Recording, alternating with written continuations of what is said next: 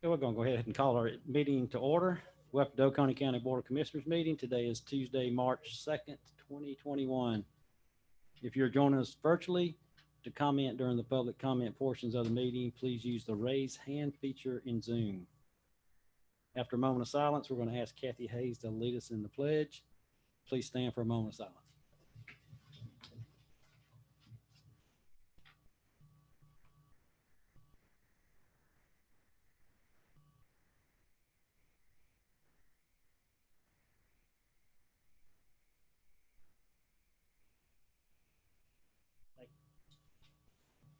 Pledge allegiance to the flag of the United States of America and to the republic for which it stands, one nation, under God, indivisible, with liberty and justice for all.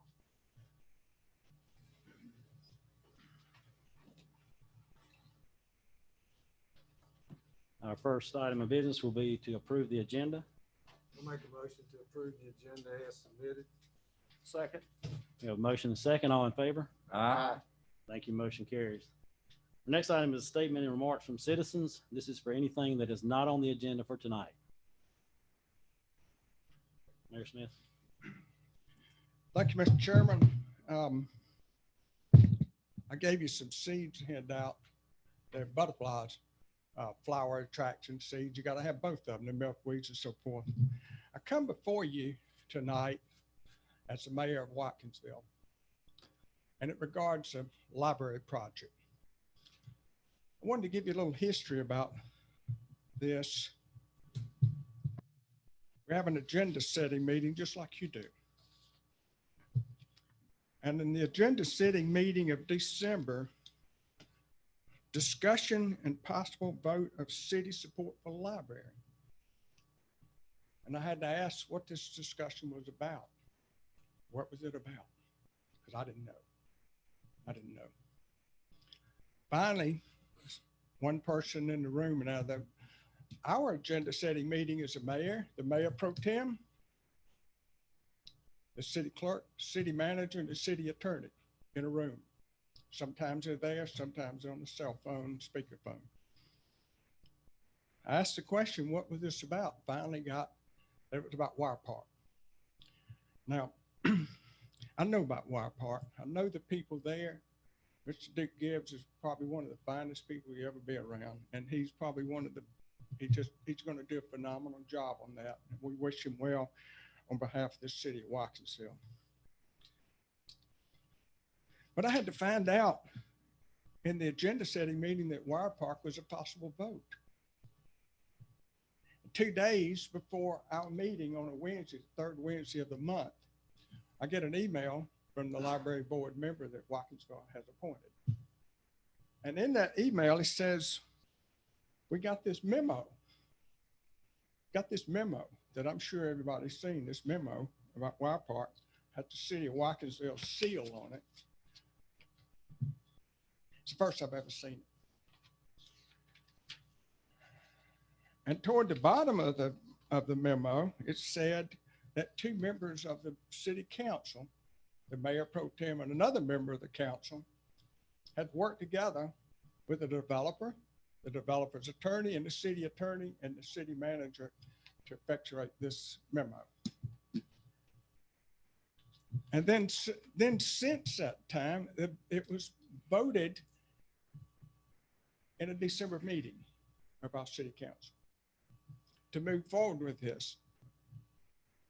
And most of the other communication has come through from various and sundry sources to the city manager, but never to the mayor.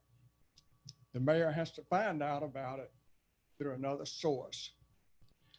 And I bring this to you because not that I'm against Wire Park, not that I'm against what could transpire and moving the library to Wire Park or wherever it may go. It's to let you know that at some point the mayor, and according to the charter, the mayor is the chief executive officer. It isn't about Bob Smith, it's about the office of mayor. And I wanted to let you know that going forward, that the mayor and other members of the council need to be part of any discussion about this library at Wire Park. And I do appreciate your indulgence. And thank you for your time. Thank you. Any other citizens wish to comment on anything not on the agenda for tonight? Hi, Michael Perhaska, the Oconee Enterprise. Lee Becker and people that have been his proxy have been recording Watkinsville City Council meetings for 2 years now. I don't want to say anything about what Mayor Smith just said, other than I encourage you all to watch those meetings and to hear from the other council members. Thank you very much. Thank you. Anyone else? Anyone virtually? Thank you. Any statements or remarks from commissioners? No. Couple announcements. We will have, we'll be hosting our first quarter town hall meeting. This will be Wednesday, March 24th. This will be at 6 p.m. at the Oconee County Civic Center. It's your opportunity to sit down with your commissioners and ask them anything you want to ask them. The meeting will be open for both in-person attendance as well as virtual through Zoom. Also, March 31st will be our State of the County address, sponsored through the Chamber. That also will be at the Oconee County Civic Center, and that will start at 11:30 on the 31st.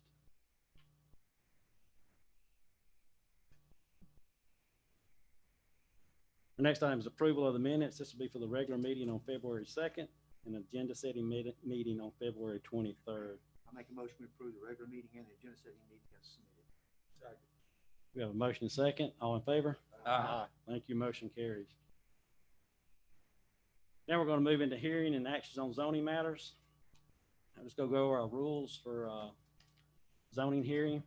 The rezone petition shall be presented by the staff with no time limit. The applicant and those signing up to speak for the petition shall be allowed a total of 20 minutes unless the applicants reserve time for rebuttal. Those signing up to speak against the petition shall also be allowed 20 minutes. The public comments will then be closed and the board will have the opportunity to ask questions as they find appropriate. And then the board shall take action as set out in the Unified Development Code. With that, we'll call our first item, which is consider special use number P200198, Hugh Campbell through Providence Consulting. This is at 1290 Jones Road. This is a 13.48 acre tract. AG is the current zoning. The applicant is requesting a special use approval to erect a 250-foot wireless telecommunications tower. Thank you, Mr. Chairman, Commissioners.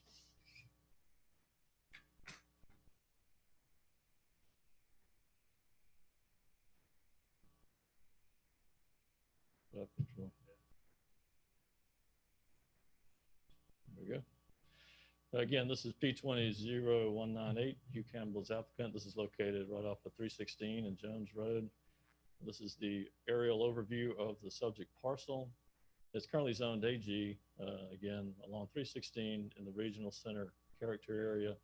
And again, the applicant is requesting for a special use approval to erect a 250-foot wireless telecommunications tower on the property.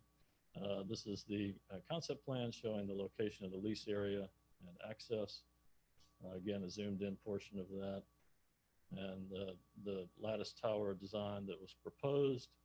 Staff recommends conditional approval with the following conditions. 1, 2, and 3 are our standard conditions. Number 4, maximum structure height of the telecommunications tower shall not exceed 199 feet.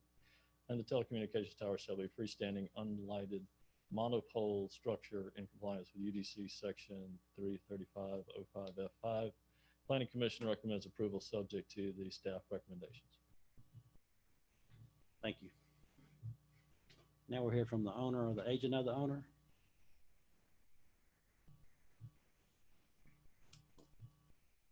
Leslie Carroll. I'm representing AT&T tonight. We are requesting a 250-foot self-support tower on the Campbell's property. We've engaged in a ground lease with Mr. Campbell for 10,000 square feet. In that leased area, we'll be placing a small closet-like shelter, a generator, and the tower. The tower will be designed to accommodate multiple carriers, and there is ample ground space for those additional carriers. I did bring the conditions to AT&T, and they are agreeable to building what's in the condition. I'll leave the rest of my time for questions. Thank you. Does anyone else wish to speak for this special use? Anyone virtually? Does anyone wish to speak against? Anyone virtually? Thank you. With that, we'll go ahead and close the public comments section and open up to questions from commissioners. I've got one for the applicant. Could I ask you a question? It's more for the record. I've watched your presentation at the Planning Commission. I was expecting to hear, and since you did not say it tonight, I want to ask you the question. It's an obvious question, but will this cell tower improve our cell coverage? And if it does, what kind of area would it improve? Okay, so there was some mapping involved with the submittal that shows exactly how far it would go out. But with the lower rad that's being proposed, I think it's about a half-mile radius from where the tower is. But it'll help the coverage along 316. So there is a gap right there, and that's the main reason is that gap. And it's also a capacity-driven site. So there's so many people pulling in that area that they need another tower just for the amount of people. Because I know that I've had a lot of constituents concerns, especially since COVID, that their cell coverage, quality of their cell coverage has gone down. And that's because probably the number of people. Okay. So that's what we're trying to do right now is give it more capacity. So if I vote in favor of this, the number of my phone calls is going to go down? Yes, sir. Is that a guarantee? Can't guarantee, but. We'll see. All right. Thank you. I got a question for you. Okay. What's the nearest location of the nearest tower that's AT&T from this one? Ooh, give me a second to look.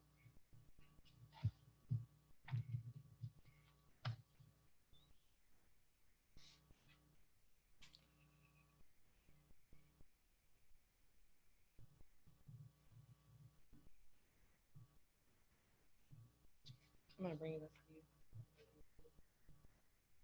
So the center of the red dots in the tower machine. So there's a tower there. Yeah, because I was looking at it today, and there's another tower as a profile over by the BN organization, and I was just curious if that was an AT&T tower. Okay, it is not. And I did address that in my letter, and let me pull that out. There's neighboring towers that are within sight of the one I'm proposing. Yes. However, the levels that we can put equipment were very low. And that's the reason that I'm here. Give me 2 seconds.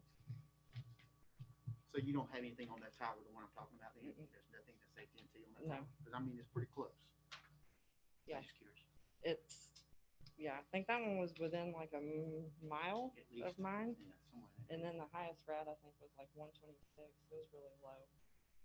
So obviously with ours, we're trying to get as much height as we possibly can. Understand. Thank you. Yeah, sorry, I couldn't be more specific. Well, you said there was nothing on the other tower, so that belongs to AT&T. So that's Okay.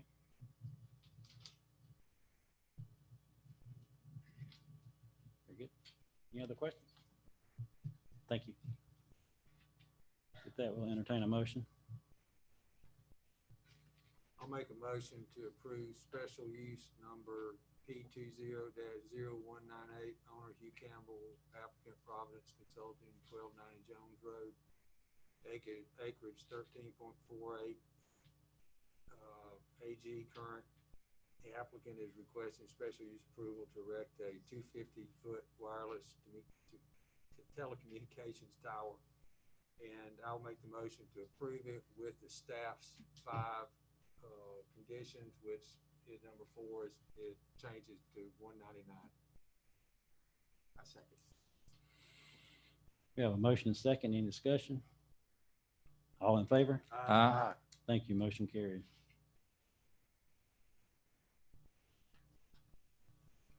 Our next item is consider rezone number P200260. This is Oconee Mercantile LLC and Sea Life Farms. This is on Macon Highway. It's 23.14 acres OPB and industrial, rezone from OPB and I to B2 to construct a multi-use commercial development. Thank you, Mr. Chairman, Commissioners. Again, this is P200260, located just north of Watkinsville on 441. These are the three parcels that are in the rezone itself. So 03017R, 017AB, and 017B. They're currently zoned industrial and OBP. And this is in the Civic Center character area bordered by suburban neighborhood and country estates. And again, the request is rezoned from OBP and I to B2 to construct a multi-use commercial development consisting of retail shops, restaurants, and open space. The companion rezone, the 0261 and special use 0262 are requested to allow the existing stone store to relocate to a nearby parcel. So this is the concept plan that you have before you in your packets. Again, the zoomed in exhibit of the concept plan. And the architectural representative images that were submitted are also in your packet for your review. And staff recommends approval with the following conditions. 1 through 3 are our standard conditions. Number 4, in order to facilitate pedestrian connectivity with future commercial development, a sidewalk shall be installed in the right-of-way along the subject's property. Road frontage between parcels C03M002 and C03017AB. Number 5, total building square footage on the site shall not exceed 162,508 square feet. Number 6, no delivery truck shall operate on the site, nor dumpster pickup or emptying occur between the hours of 11 p.m. and 7 a.m. on any day of the week. Number 7, along the rear property line abutting residential use, all parking areas and drive aisles shall be screened from view by a 10-foot wide planted landscape buffer. Said buffer shall be planted at grade with the parking lot and drive aisles in order to create an opaque screen year-round and shall be 6 feet tall at the time of planting. Number 8, the lift station at the rear of the property shall be screened by an opaque fence and evergreen vegetative screen to be 6 feet tall at the time of planting. Thanks, sir. Now we'll hear from the owner or the agent of the owner.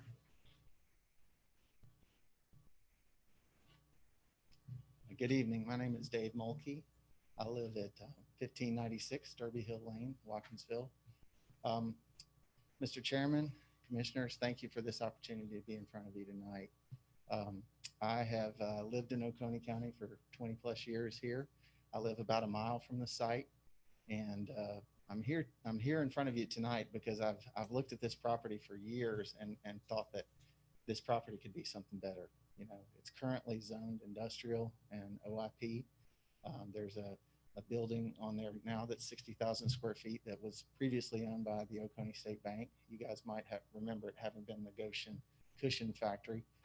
So we're in front of you tonight to consider rezoning it to B2.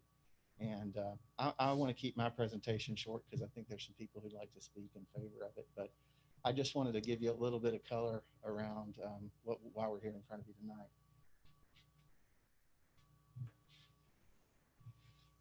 As I said, I'm a neighbor, live up the street, but I have made my living as a developer. I've done some projects around here that you might recognize, the markets at Epsbridge. We're currently revitalizing Beechwood, and we did a mixed-use project at the corner of Timothy Road and Epsbridge Parkway called the Terraces. So I'll show this to you just to sort of show a palette of some of the type of projects that I've worked on here. I've recognized that rezoning a property is not a right. I need to represent that. I need to show the community that we have something better to offer than what the current zoning allows. I feel like the decision that's in front of you is what do we have today, and is what's proposed better than what we have today or not? So this slide is just showing we have tried to be very proactive in informing the community about our plans for this property and to gather input about this project. We've hosted a website. We put up signs everywhere that were rezoned signs directing to that website. And we've been making a lot of posts on the blogs and forums on Facebook. In addition to that, I've met with the president, Mr. Hale, of the Chadwick Neighborhood Association on 3 occasions.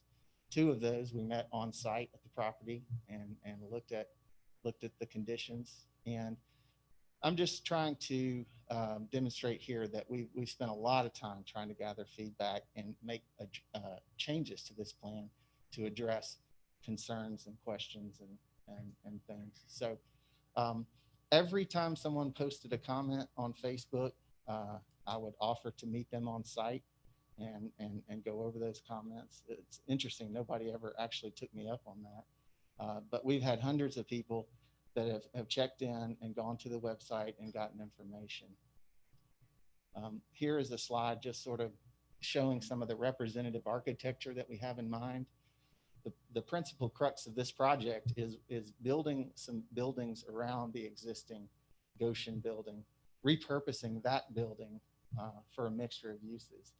Those uses could range from retail with boutique shops. There could be restaurants.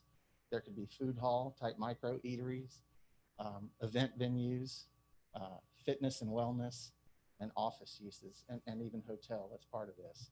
But this slide is just to sort of show some of the projects that have inspired us in terms of the diversity of architecture that would be employed throughout the project. It's certainly not a plain Jane vanilla type project that we're envisioning here. The project is really centered around the green space that is in the middle of the project, the space that's created by these buildings. So there's about 6 buildings that would be built, or possibly 7. And the spaces between these buildings would create opportunities for families to enjoy the project outdoors, whether it's while they're at their office or their daycare or at the restaurants. You can see from this slide where the stars are located. This plan puts the parking and the services around the perimeter, and it's a pedestrian experience. This is all about getting outside of your car and experiencing those great spaces between the buildings. So I'm gonna defer most of my time to Scott Haynes from W&A Engineers, but I just wanted to thank you guys for the opportunity to be in front of you. And I think that when you consider the existing zoning that's there now that is largely industrial, I think that this is a project that is appropriate, and we appreciate your consideration tonight. Thank you.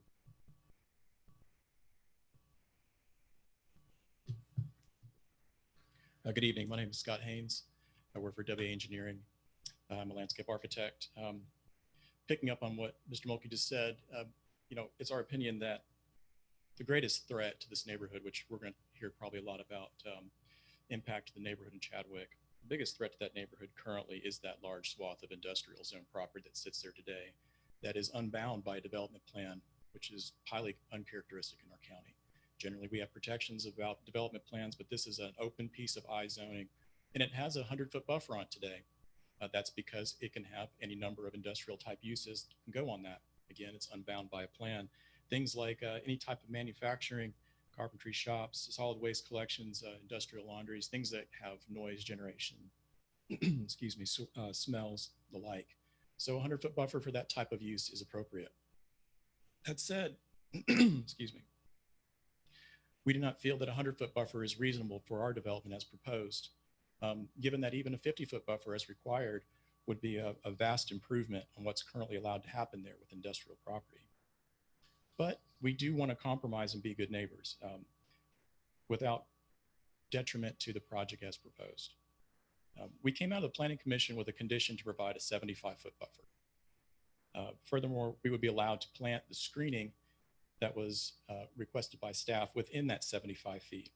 After the meeting, I clarified with staff that we would also be allowed to have that wall within 75 feet, since the intent of having the planting there is held up by the wall. It's necessary. We have no issue with applying that design and maintaining a 75-foot buffer, allowing for that planting and that wall to be within it. In addition to that, we're bringing forward proffered language this evening that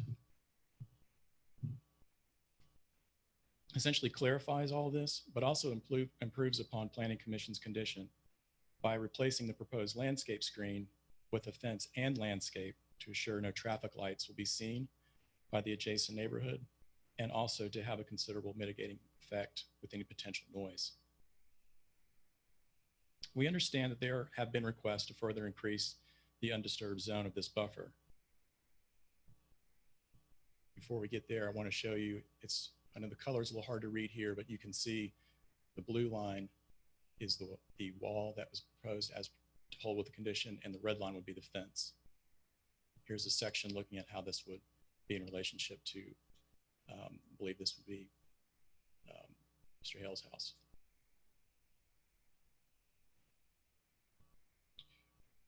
We understand that there's likely going to be requests tonight to increase the undisturbed buffer zone. But please understand, there are serious effects to this plan by doing such. When we put forth this plan, it was really with our best estimate of the market today and what would succeed. Understanding that markets change, and in order to provide a viable project with the strong potential for longevity, the project needs to have some flexibility. Flexibility for office to become a little retail or vice versa as the market demands. These changes happen over time, and the only way to ensure this type of flexibility is to have a little bit of extra parking. Currently, as we propose this condition, with adjustments to the plan, we would have approximately 10 extra spaces. So we're pretty close to the minimum.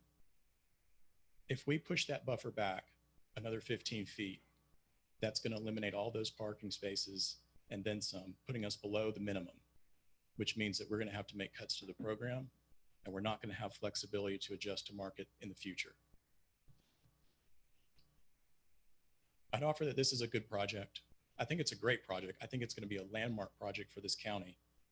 I think it's far superior than the industrial property that's there today and what could happen on that property.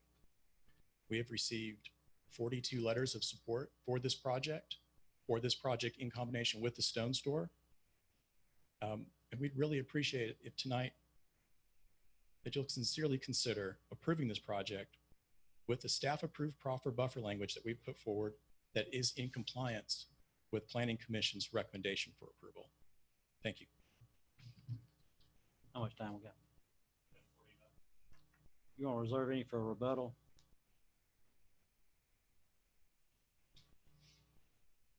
Yes, there's no one else to speak in favor. I'd like to do so. Well, we have a couple more people signed up, so do you want to reserve some? How much you want? We'd like to let people speak in Just let it favor, go? so. Yes, Okay, sir. very good. Mr. Jim Timberlake.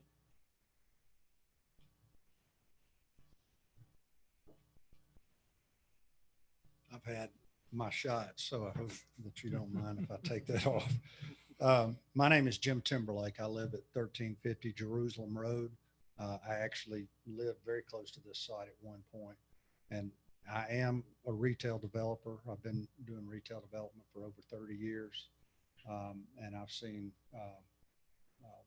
good counties and I've seen bad counties, and this is a great county, and I've lived here for 20 years, and I think that you guys have done a great job in maintaining and protecting the county.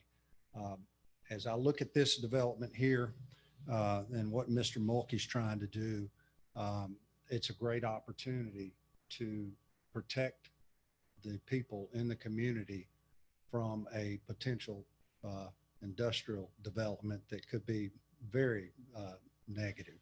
And I think that Mr. Mulkey's done a good job of looking at it in a very neighborly way. I think it's the type of development that promotes pedestrian traffic versus just a lot of cars all the time.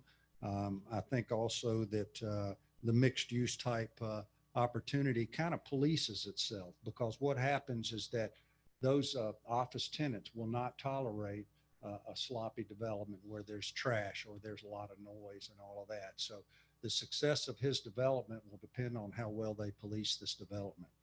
I like the fact that he's repurposing the existing buildings. That's really neat to me. We In my business, we used to do a lot of developments bigger than 50 acres. And now in recent times, we've been buying existing shopping centers and repurposing them and doing them. And that's well received in the community. And it's the right thing to do instead of just, moving on to the next intersection and just building it. And you guys seem to be focused on that, and I appreciate that. Then the other thing I like about the size of the development, it gives the county the opportunity, and it gives DOT the opportunity to focus on the access to make sure it's the safest it can possibly be. When you're dealing with 1-2 acre tracts with every situation, then it becomes much more challenging. There's an opportunity for some kind of signage criteria that could be developed, which would be easier for the administration and for the county to administer, because it's something that may be mandated in some kind of organized effort. And we've done that in our developments, and the county saw it as a relief because then they didn't have to police the situation on every single situation. So I think I'm very excited about this. I'm very excited about the location. I drive by it every day now that I live in the south side of the county. I think it's an opportunity to really enhance traffic in this area and to do a quality development. Mr. Mulkey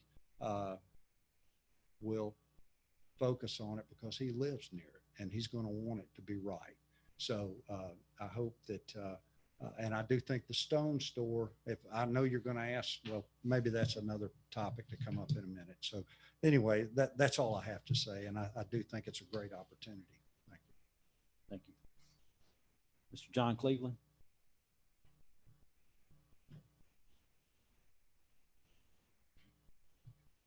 I'm John Cleveland.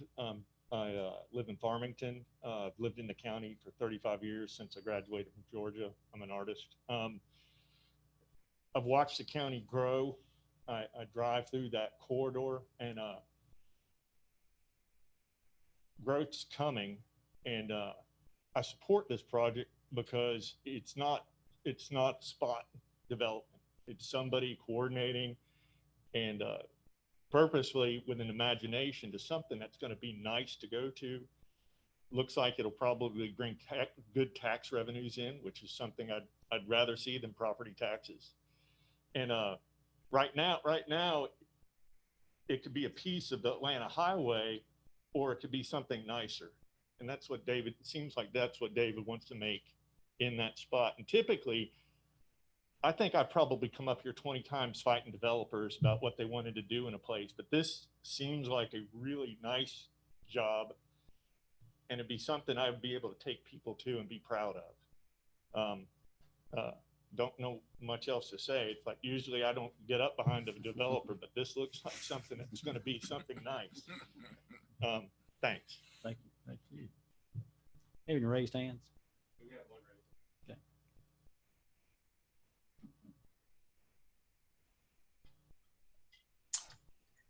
Hi, my name is Dee Dee Risher. I am an Oconee resident as well as with my family. We've been here for 15 years.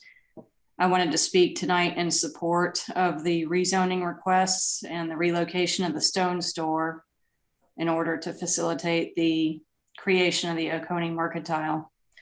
I think it will bring a unique shopping and dining experience that Oconee would greatly benefit from.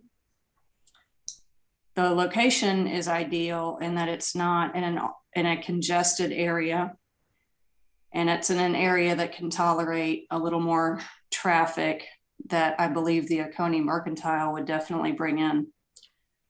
It's convenient to Athens as well as Oconee residents, and it will provide Oconee with revenue that we are currently losing when our residents leave the county to seek better options for dining and shopping. I think Mr. Mulkey's done a great job of planning this, and I think it would be a huge success for Oconee if we can support it. Thank you. Thank you. How much time we got left? 5 minutes. So you have 5 minutes, 7 seconds for rebuttal. Okay.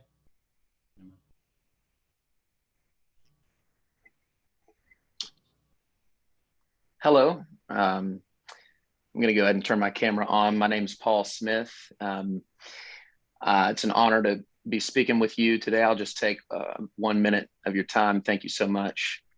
I was a student here at the University of Georgia from 2006 to 2010, left to go to Atlanta, got married, and always dreamed of the day I would get to come back to the Athens area. And in February of 2019, had the privilege of purchasing a 30-acre farm off of Hodges Mill Road in Watkinsville. And my family and I, my wife, and 2 young kids are building a home and establishing a life here that we really hope and expect not to leave anytime soon. When I had the opportunity to meet Mr. Mulkey, I'm a part of a nonprofit company that hosted a Christmas tree farm at his Beechwood Holiday Market.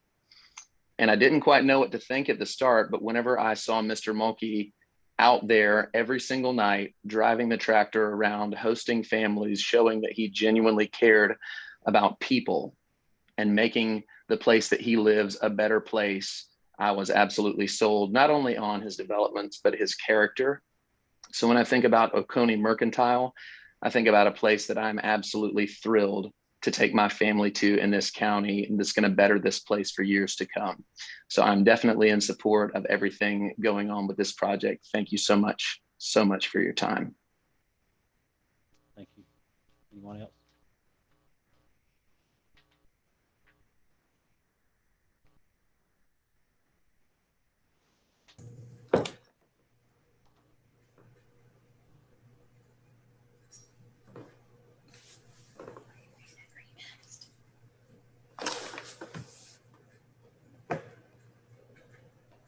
Hello, I'll go ahead and speak. My name is Wes McCleary.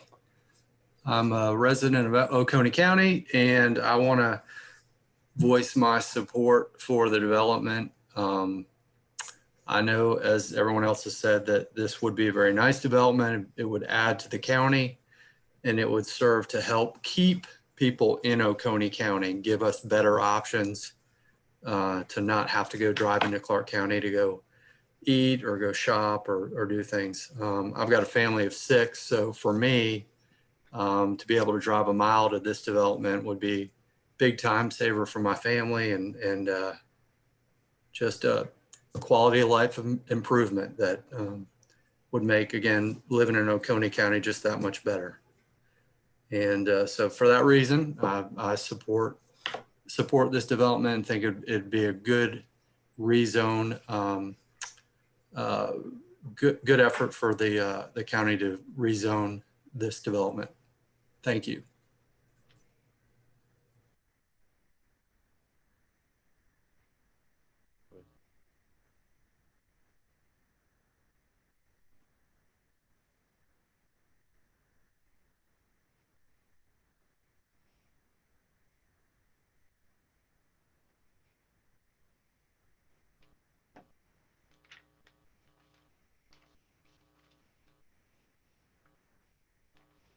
Hi, is it my turn to speak? This is William Hancock. Yes, sir. Go ahead. Yeah, good afternoon. Good evening. My name is William Hancock. I'm a lifelong resident of Athens, Clark County, and I would just like to voice my support for this project. I've known of Mr. Mulkey's projects going back to the 1990s.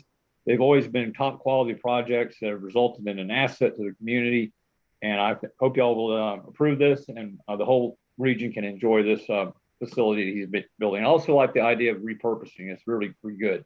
So I hope y'all will approve this and good luck to him. Thank you. How are we looking on time? Okay. Very good. Hey guys, it's Laura Whitaker, Executive Director over at ESP, and hello to my friends over there at the Commission. I'm super excited to attend tonight in support of Mr. Mulkey as a fellow community builder. I'm really excited about this project. I too, like Paul, had the opportunity to benefit through ESP with the holiday market this last December. And during times of COVID, David figured out a way to build community over in Athens. And I think the thing that I'm the most excited about as a community builder myself is the opportunity to gather with people in a space that we don't typically get to gather. We go to Athens to gather, and I'm really excited about the opportunity to be with my neighbors, to be with ESP supporters, to have local businesses and the local economy grow right down the street from ESP, and really excited to support another community builder who's innovative and willing to step out and do things differently to benefit our community. So excited to speak on behalf of this and really excited about the project. Thank you. Anyone else virtually? Time remaining.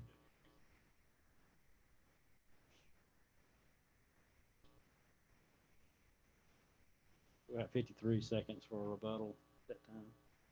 With that, we'll go ahead and move to those signed up to speak against. Mr. Bill Hill.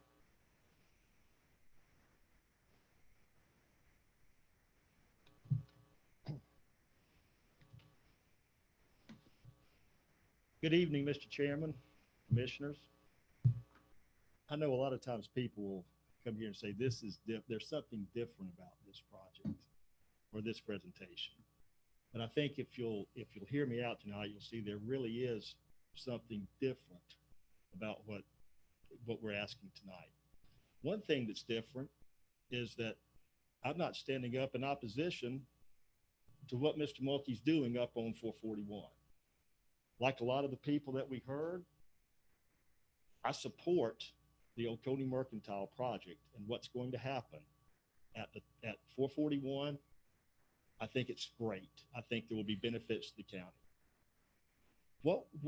Who I am, I'm the president of the Chadwick Homeowners Association.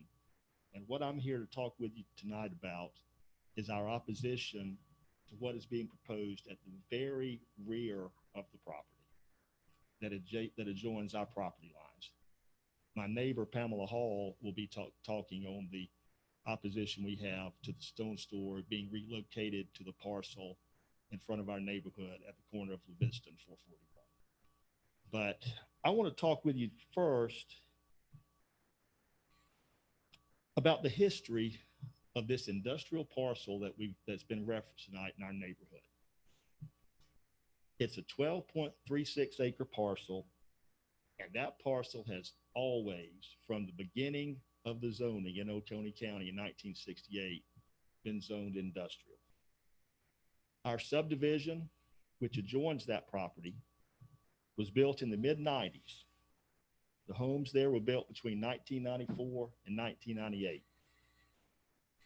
And as the people do when they look to buy a new home, we did due diligence. We looked on Q Public as to what property was behind us. And what Q Public said is that property was zoned industrial, but that it was undevelopable. The county had shown that property as undevelopable, that 12.36 acres. I think some of you on this commission know that was the case based on your experience with the county. We purchased our properties with this parcel behind us shown as undevelopable. With at worst, a 100-foot required buffer, even if at some point it was deemed to be developable. This parcel has always served as a buffer between our homes and the commercial uses up on 441, such as the stone store, such as the Berman printing operation, such as the Waffle House and the restaurant there. It's always been a buffer for us. You see the picture behind, that is a picture taken from my neighbor's deck of his pool. And you can see that the property slopes up. You see the hill. What you can't see is you can't see the Oconee State Bank building, which is directly behind his house. And you can't see the stone store, which would be just to the right of his pool. This property provides a buffer. Now, you have the video. This is a video taken from my deck. You see again It's a beautiful property. It has mature hardwood trees. It has a creek. It's a nice view, it is. But for our purposes, it has always served from the time we bought our properties, showing as undevelopable, as a buffer with the commercial uses up on 441. One thing, if you notice from this, is the unique topography of this site. That's another thing that's unique about this presentation of what we're asking for tonight. This site is unique. I think most of y'all have been to our neighborhood. When you drive in on Chadwick Drive, off La Vista, you continue down, and from the street, the property slopes down. From our homes, it slopes down in the backyard. It levels off to the creek back there, and then it goes up. And so you've got the hill. So you've got a downward elevation, which levels out at the creek and slopes back up. What is so crucial here? What is so important about this buffer is that topography. Every few feet that you come down that hill multiplies exponentially the damage to us as homeowners if this project were to come down further. I cannot say enough that the 100-foot buffer that we have always had since we purchased our properties with the undevelopable tag by the county and a minimum 100-foot required buffer if any development was deemed to be appropriate or deemed allowable. It's just crucial for us to maintain that. There are 6 homes that are adjacent to this property. Their backyards back up to it. There are at least 9 other homes that will view this property, maybe from across the street. And one thing about our neighborhood is that the homes are staggered.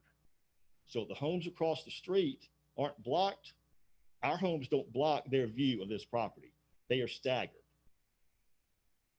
So keep that in mind. It's not just the 6 homes that back up to this property that are going to be affected by a reduction in the buffer coming down the hill. It's also the homes across the street. And it's really the homes in the entire neighborhood. Everybody in this neighborhood is going to be affected.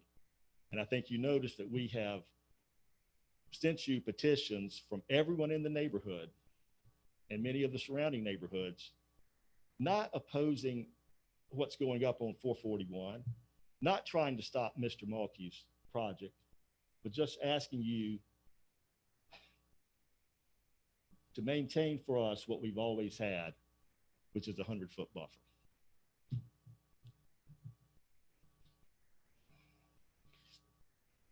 This is the key the key point that I'm making tonight is this.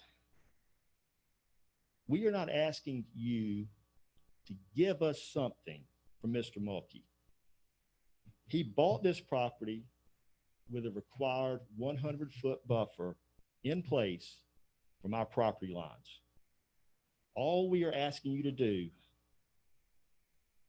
is to allow us to have the 100-foot buffer that was there when we bought our homes and that we've always had. We're just asking that you not take that away from us.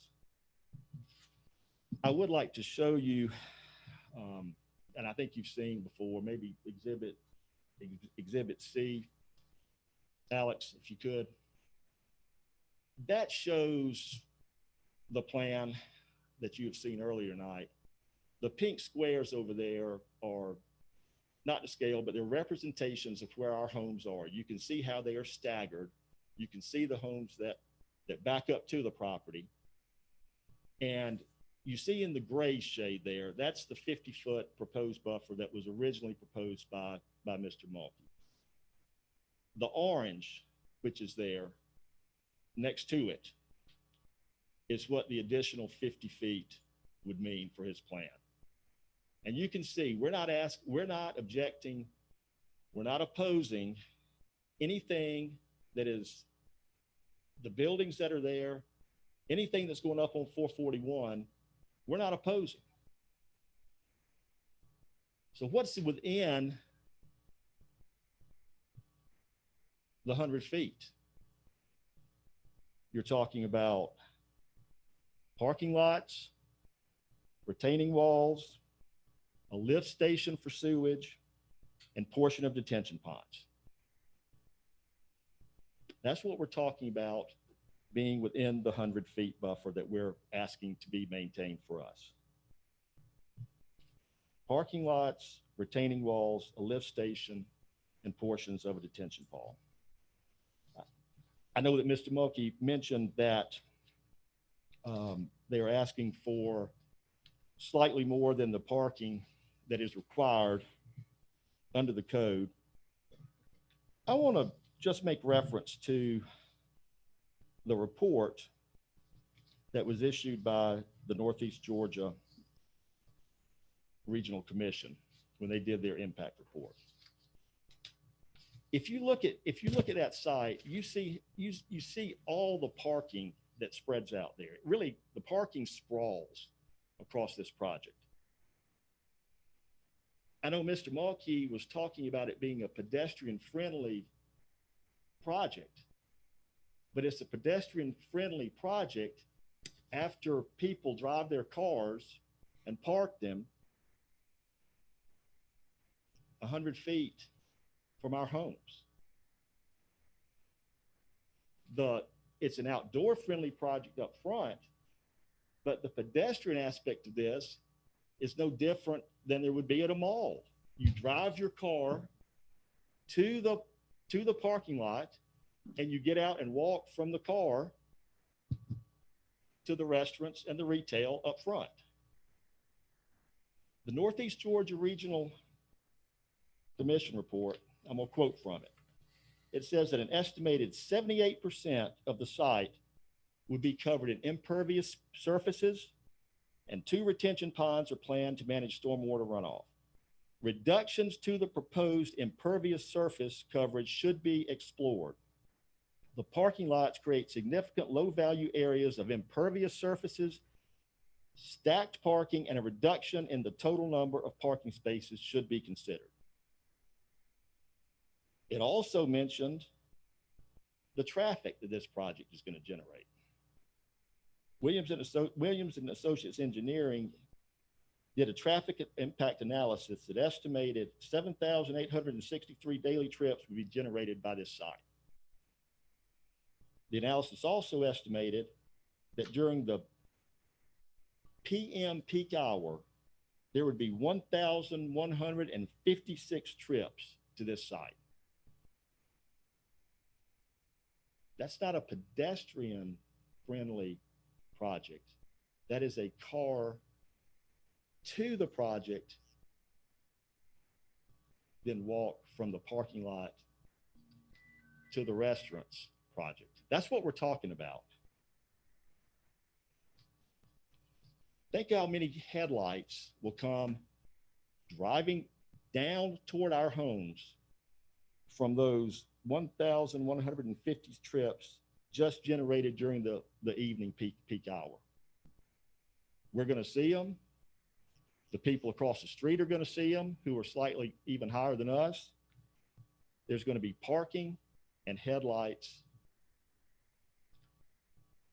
that is going to diminish our quality of life.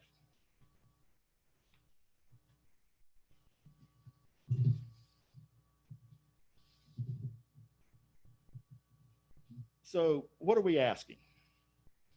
What we're asking is for you to protect us with an adequate buffer. And again, we're asking not to be given more of a buffer than we already have. We're just asking you to maintain for us what we already have.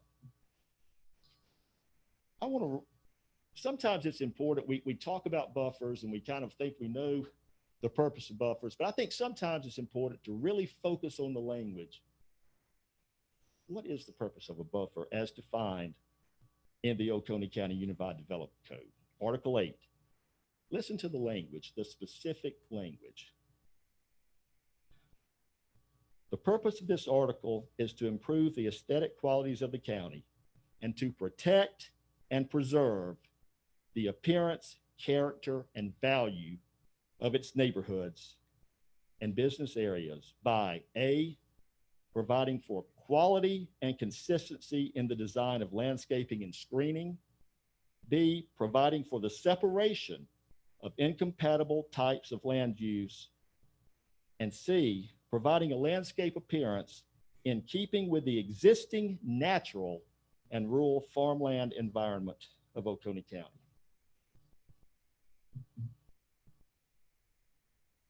To protect and preserve the appearance, character, and value of its neighborhoods. That's the purpose of the buffer. I think you who have been out there know that this project, no matter how far up the hill it is going to change the appearance, the character, and the value of our neighborhood. But we are not here asking for you to give us 200 feet, for you to give us 250 feet, for you to take it all the way up the hill so that we can't see it. We're not asking for that because we're not asking you to take anything away from Mr. Mulkey that he already has. We're not asking you to give us feet that he already has. He owns the land, but he bought the land with a required 100-foot buffer. We're asking you to mitigate the damage to our homes by keeping that buffer in place. That's what we're asking. We believe it is a very reasonable condition that we are asking for. We're not trying to halt this project. We're not making unreasonable requests. We're asking for that one thing.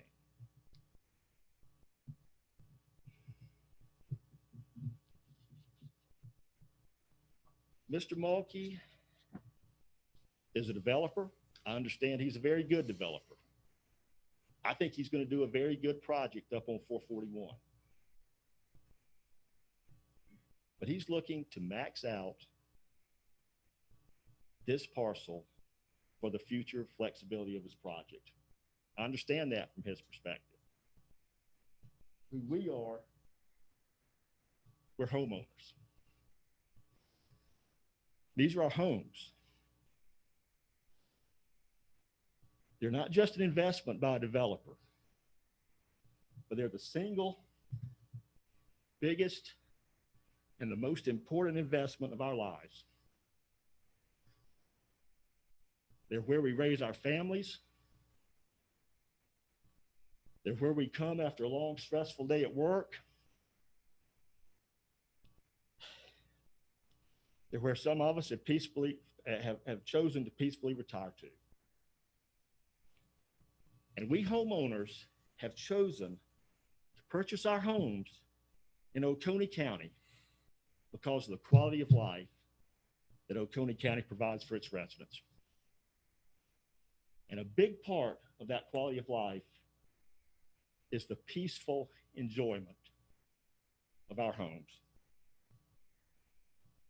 and our neighborhood. This is not Atlanta. This is not Gwinnett County. This is Oconee County. And we have always taken pride in being different. Oconee County homeowners who bought their homes when the parcel in question was shown as undevelopable, with at worst a 100-foot buffer, should not have to look out from their kitchen and bedroom windows or look up from their backyards or their pool to see parking lots, retaining walls, and a lift station for sewage within 100 feet of their property lines. That is not what Oconee County is about.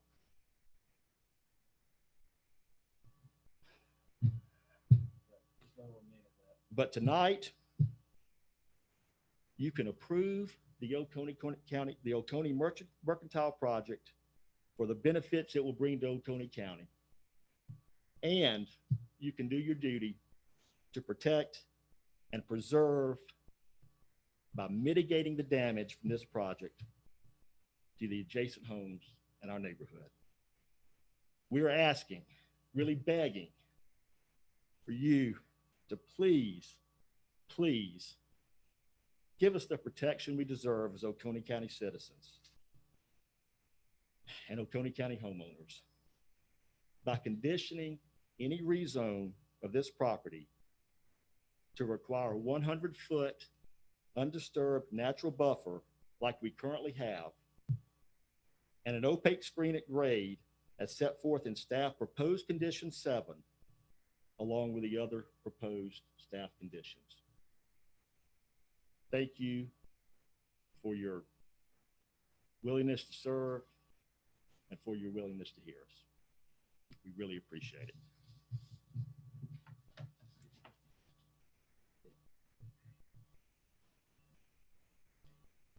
Time's been expired for the opposition.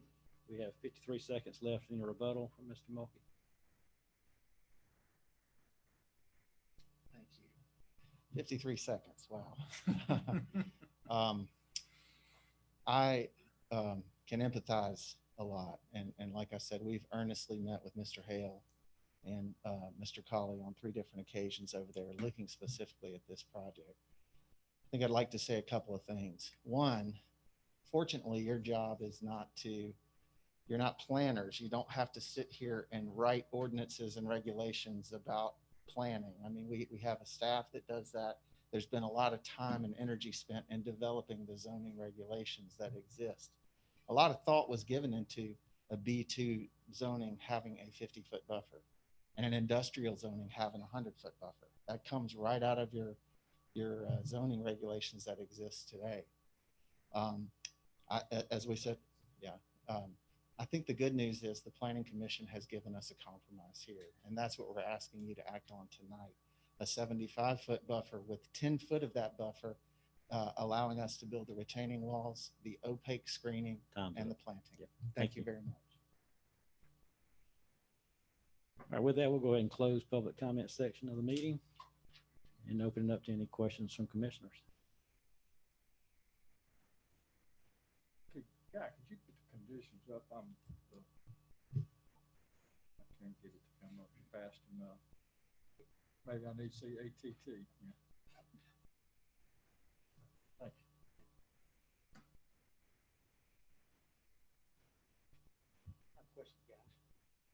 That tag that's been used, undevelopable, as far as industrial, and it was undevelopable. Is that something you believe it was true to be for that piece of land? You know, I know it's been tagged that way, but does that mean it? No one actually.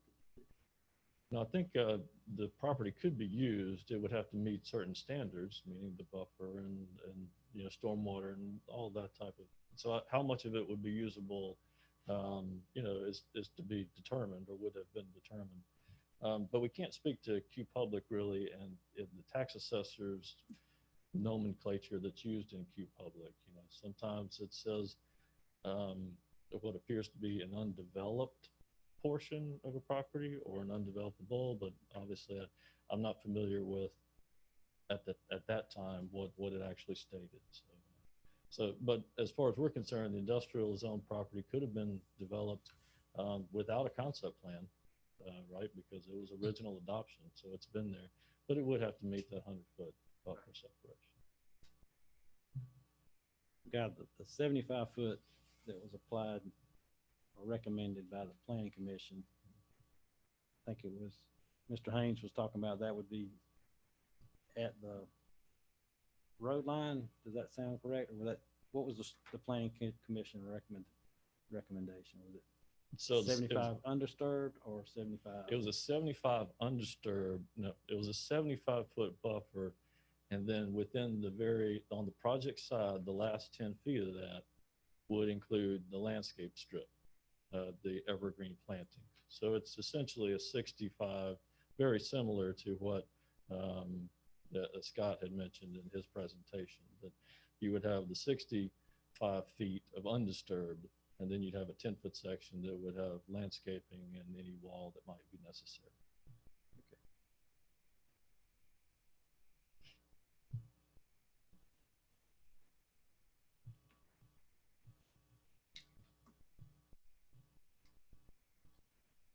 You still asking questions?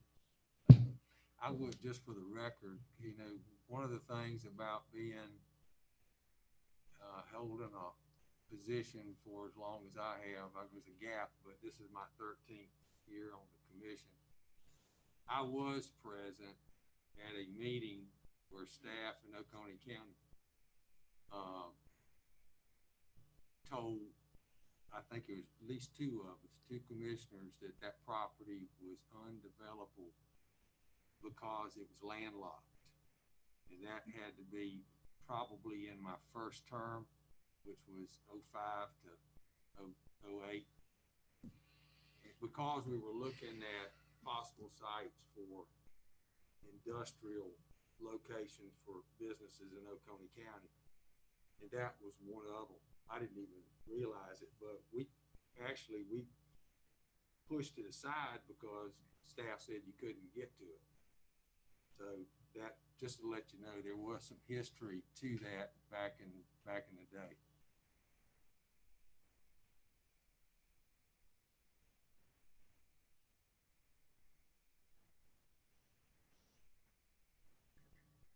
Do we normally guide do the 10-foot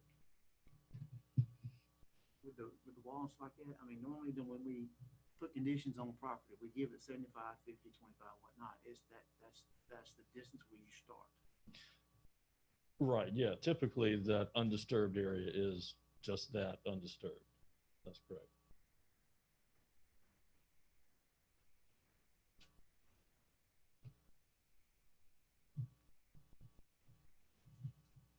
But your interpretation from the planning commission was at 75 total. Yes, sir. Not all that undisturbed, but just a buffer planted In the last 10 feet of that 75. Yes, sir.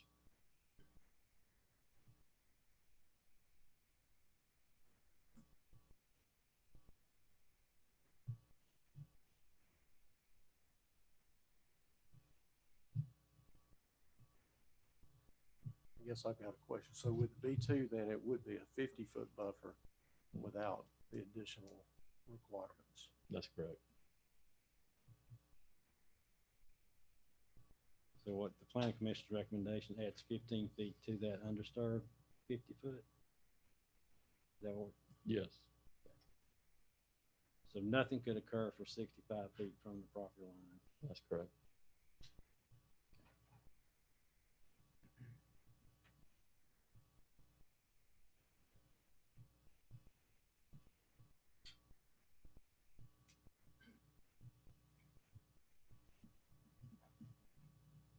Any other questions?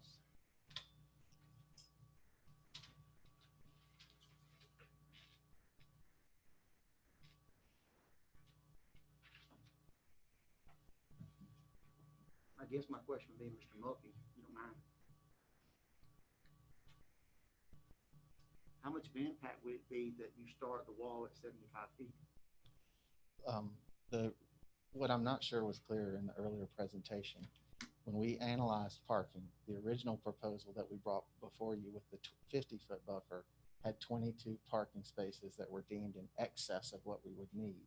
However, that was based on a very specific percentage of uses for each of those buildings. So we had to go ahead and choose arbitrarily how much would be retail, how much would be restaurant, how much office, because each of those uses has a different parking ratio.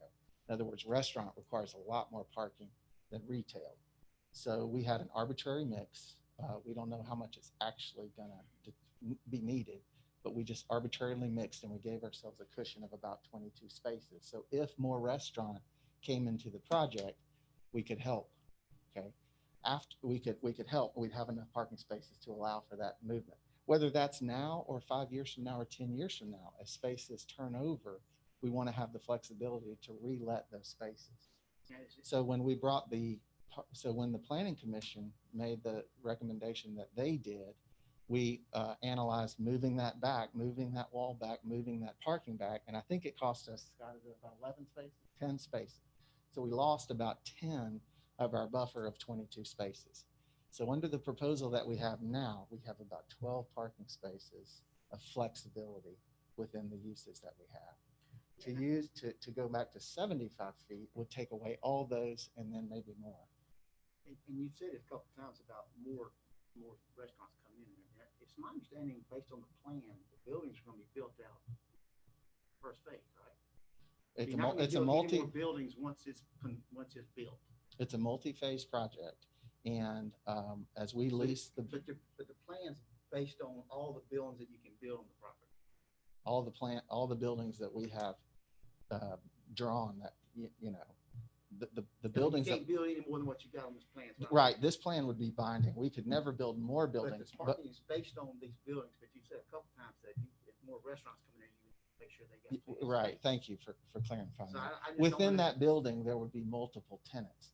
Like the Oconee State Bank building is 60,000 square feet. So it might be a lot of 1,500 square foot shops. It might be a 2,000 square foot restaurant, 10,000 feet of office, an 8,000 foot gym.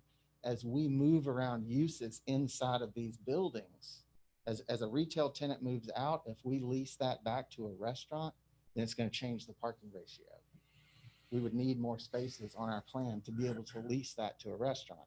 So if we have no buffer and we imagine that a space is a small shop, for instance, and then we can't lease it as a small shop, or later that small shop moves out, we might not have the parking to be able to lease it to a restaurant.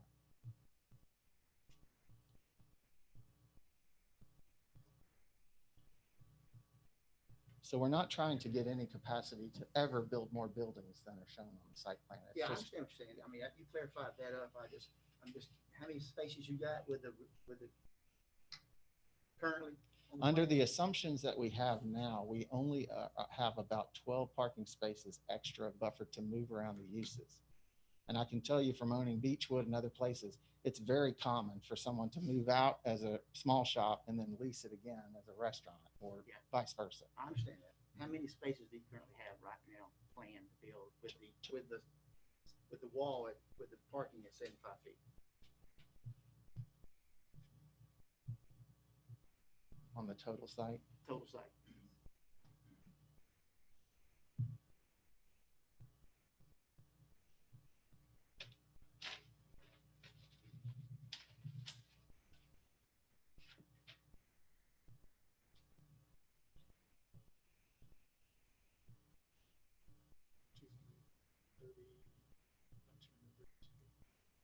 we think about 232.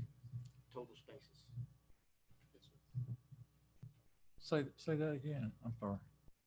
We had 242 in the plan that's in front of you, but after we've made adjustments for the moving to apply planning's condition, that's dropped back about 10, maybe 11 spaces. So take 10, 11 from 242, and that's where we're at right now currently, which gives us about 12 over what's required.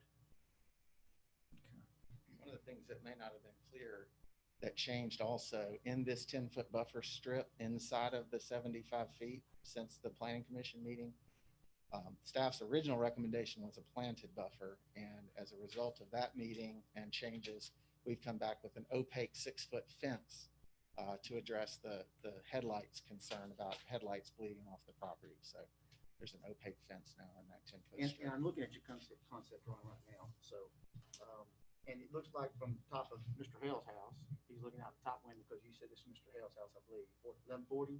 Yes. And it looks like he's looking almost directly at the fence. Now, across the street, the houses that are in the middle are elevated. So, I mean, I'm just saying possibly a taller fence might be necessary because all the houses across the street are elevated on the other side of the house. And then they would be looking over the fence from their homes if he's looking directly at the fence. This is one slice in time. And if you look at the site plan, the wall ebbs and flows. This is its closest condition that can exist here. Yeah. There's many times when it's further back. But what I think this section shows from the grade of the ground where the car is parked, you know, a headlight is going to be about 30 inches, 3 feet above the ground, pointing, you know, directing. So the wall being 6 feet above that should turn right.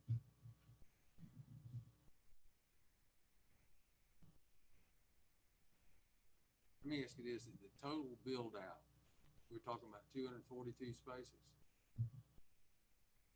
Reduction by 10 per planning's comment now, so it's like 232. If applied by planning's condition for 75 foot as we propose to tie in this section. So we lose about 10 spaces to make this version happen already.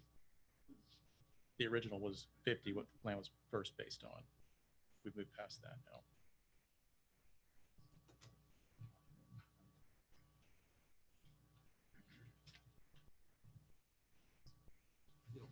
I need to go look at something guys got.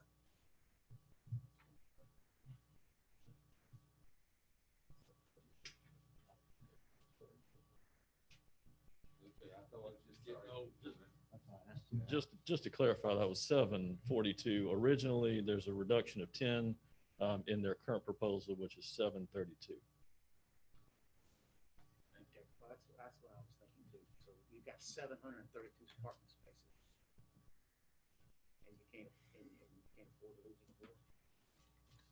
But what I'm saying is the buildings that are drawn there, based on the uses we have 10 extra. If we increase that buffer by 10 feet, we will lose those 10 and more.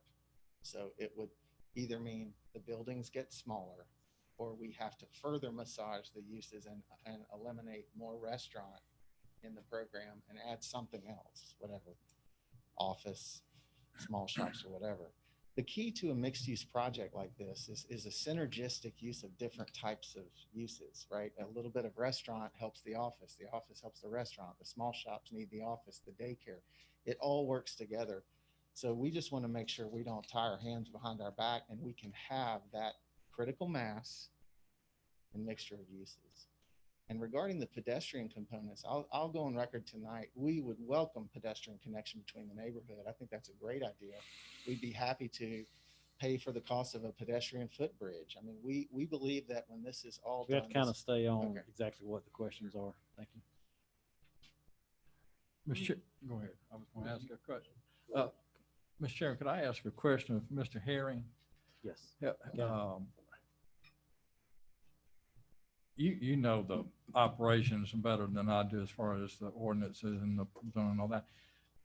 Does your office or does the county have any flexibility in a situation that may occur in the future? I mean, I'm just thinking about current zoning. I mean, if somebody's use changes in a current, do we have any flexibility to massage that requirement?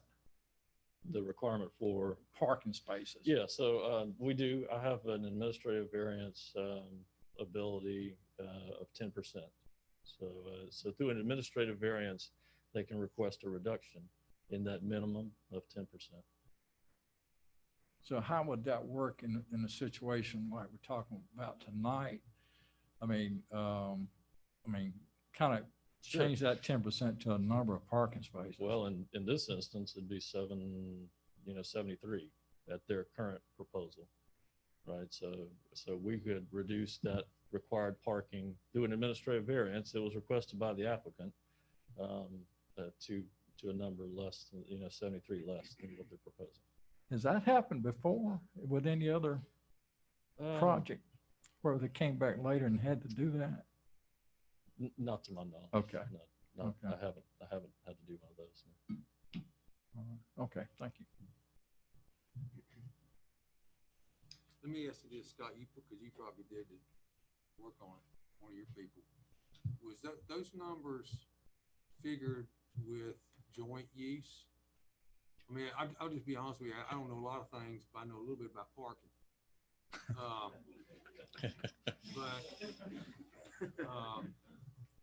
mean, that's 700's a lot of parking. Great. Downtown Athens has got just over, when I left, had just a little over 900 meter spaces. And so, I mean, that's a lot of surface parking. So I'm just curious if there was any figures about joint use, because there's a lot of restaurants in downtown Athens and everybody doesn't like to use parking decks. So there's constantly that moving in and out. So I'm just curious. No, it's a great question. We figured parking based on the shopping center uses, and without knowing the ratios necessarily between restaurants and that, we weren't able to accurately project what could be shared uses. But I think, and something in the spirit of your question and Commissioner Harden's question as well, a possible solution would be to allow for the 75-foot buffer, but then to allow for any mix of uses with the amount of parking that would be the balance from moving that buffer back. So if we ended up with 710 or even 700, we would just, y'all could condition that we'd be allowed to use any number of uses. And then it's going to essentially come down to the market and the developer to provide for his patrons. There's a lot of parking out there. I think we all know that. I think there's probably, maybe more than's needed, but that's what the code requires of us. But you have the ability to conditions to, I think, split this difference. Let us do the 75-foot buffer and any number of uses with the parking that results from that balance. Well, let me ask you this: as you brought it up, what if it's 100 and we condition it that way? 100-foot buffer undisturbed, but we condition it to where you're not going to be held to that number by the county. It's, so I think there are two standards here. There's what the market deems necessary in terms of the people that would sign leases for office or restaurant or shopping centers or whatever, and they have a threshold. And then there's what the staff requires.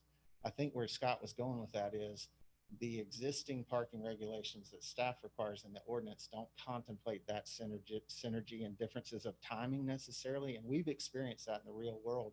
I think the parking ratios can be a bit excessive from a jurisdictional standpoint, and there is an opportunity to share uses.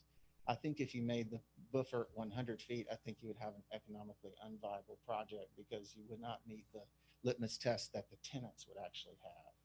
So I think the 75-foot buffer predicated on allowing us any of the uses inside the B2 without having to come on a case-by-case basis and ask for an administrative variance, I think that's a big enough tolerance that is still market viable. But to then come 25 more feet, the amount of parking that we would lose, we'd have a project we couldn't lease.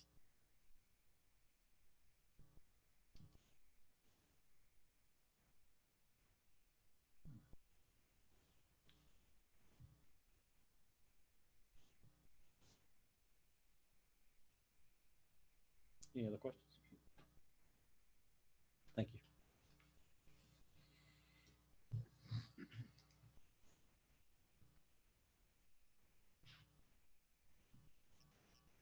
All right, we'll entertain a motion. I mean, just a second. Okay. Yeah, what does that mean if the 75 with no conditions, I mean, with the condition, what does that mean? I guess I'm just not understanding what you're saying then, but whatever wanted to come in there, it just opens up the variety of things that come in there if we move it back to 75 instead of the law starting at 75.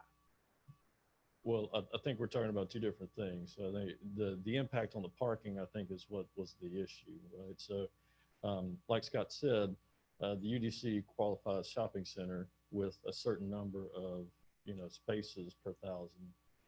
And then, of course, it's different for retail use and it's different for restaurant use. And so because they didn't know what those final uses were going to be and they needed that flexibility, they just went with the shopping center. So I think there's a lot of opportunities, as Chuck mentioned, that to have shared parking. I don't think there's going to be a single use that's going to, or a use that's going to require them all to be there at the same time, right? So I think you'll have that synergy that you would find in other locations. So, when we talk about shared parking, that was their issue with that. And so the reduction, I think, would allow them to provide shared parking if we conditioned it such, so that staff's not held to a shopping center number or a retail number or a restaurant number. So you need a condition 9 is what you're saying? Yes, sir. We can go back to those.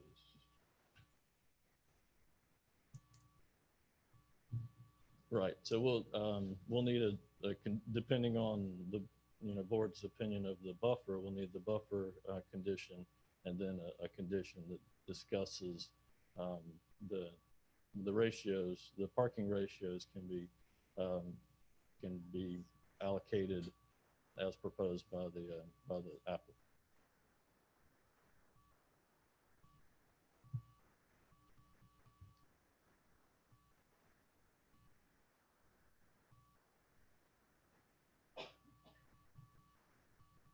Would it be 2 more setting whatever the distance is for the I buffer? think you could probably do it in 1 if it was worded. That's fine.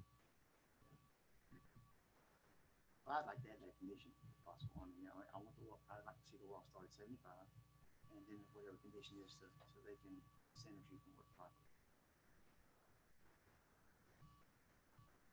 So the parking ratio will not be limited to use, is what you're saying?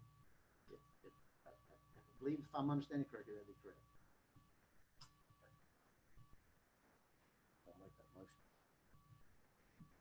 Yeah, I'll make that motion that we approve rezone P20-0260, Oconee Mercantile LLC and Salem Farm LLC, William Associates, Macon Highway 23.14, Office Business Park District and I Industrial. Rezone property from OBP and I to B2, Highway Business District to construct multi-use commercial development with the 9 conditions. Okay, and your 9th condition is? It's going to be 75-foot buffer, work starting at 75 feet. Well, that would be different than what's, That's different from this plan here. The plan here is the wall starting at 65. You say undisturbed total at Undisturbed. 75, so anything that happens would be beyond the 76 side, 76-foot side. That's correct.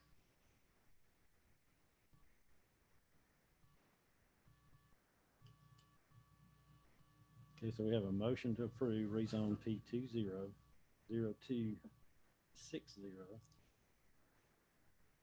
with 8 conditions recommended by staff. The 9th condition requiring a 75-foot undisturbed buffer and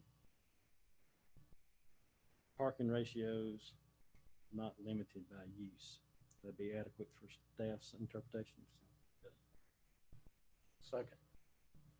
Okay, we have a motion and a second, again for P20-0260, 9 conditions, including the 75-foot undisturbed buffer and parking ratios not limited to use. Is there any discussion on this item? All in favor? Aye. All opposed? No. Chair votes aye. Motion carries.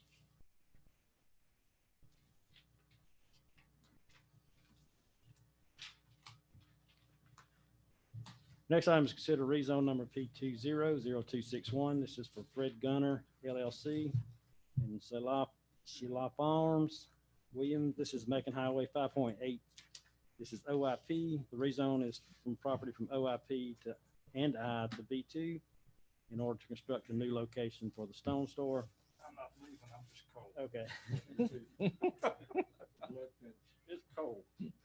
There's also a special use number P20-0262.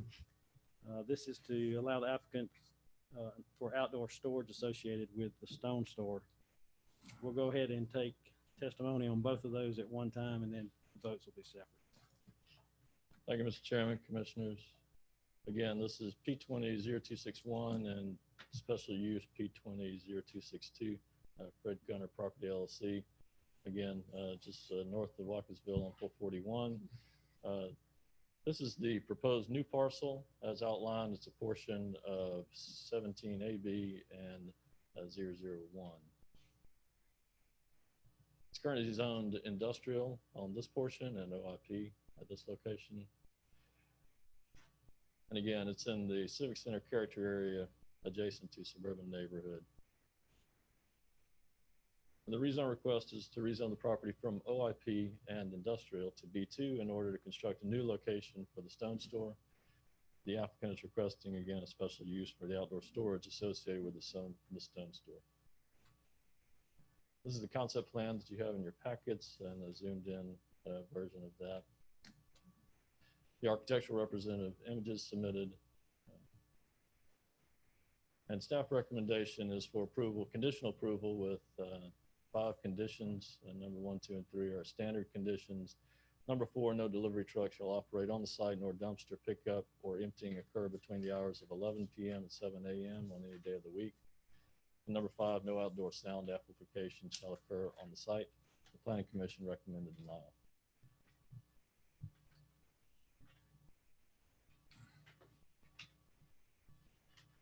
You have anything on the special use as well? I apologize. Yes, sir. That the special use is the same conditions as previous, and of course, the Planning Commission did not hear that for denial. All right, now we're here from the owner or the agent of the owner.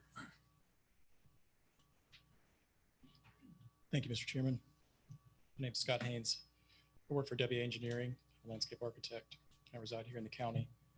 I think most of us are familiar with this business. This has been a business that's been successful in our community for several decades now.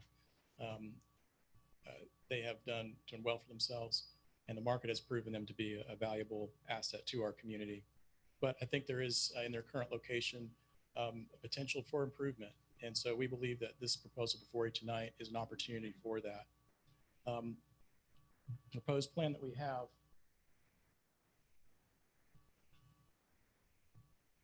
you can see here as we're looking back at this familiar map, going to B2, moving it from the existing location. This is approximately 1,000 feet to the north is where this would be coming from and going to on a piece of property that is just part of what is known as the Gunner Track. I want to be very clear that we are not trying to rezone the entirety of the Gunner Track, maybe a quarter or maybe 2/3. The rest is not part of this proposal and is not up for rezone in any way, shape, or form.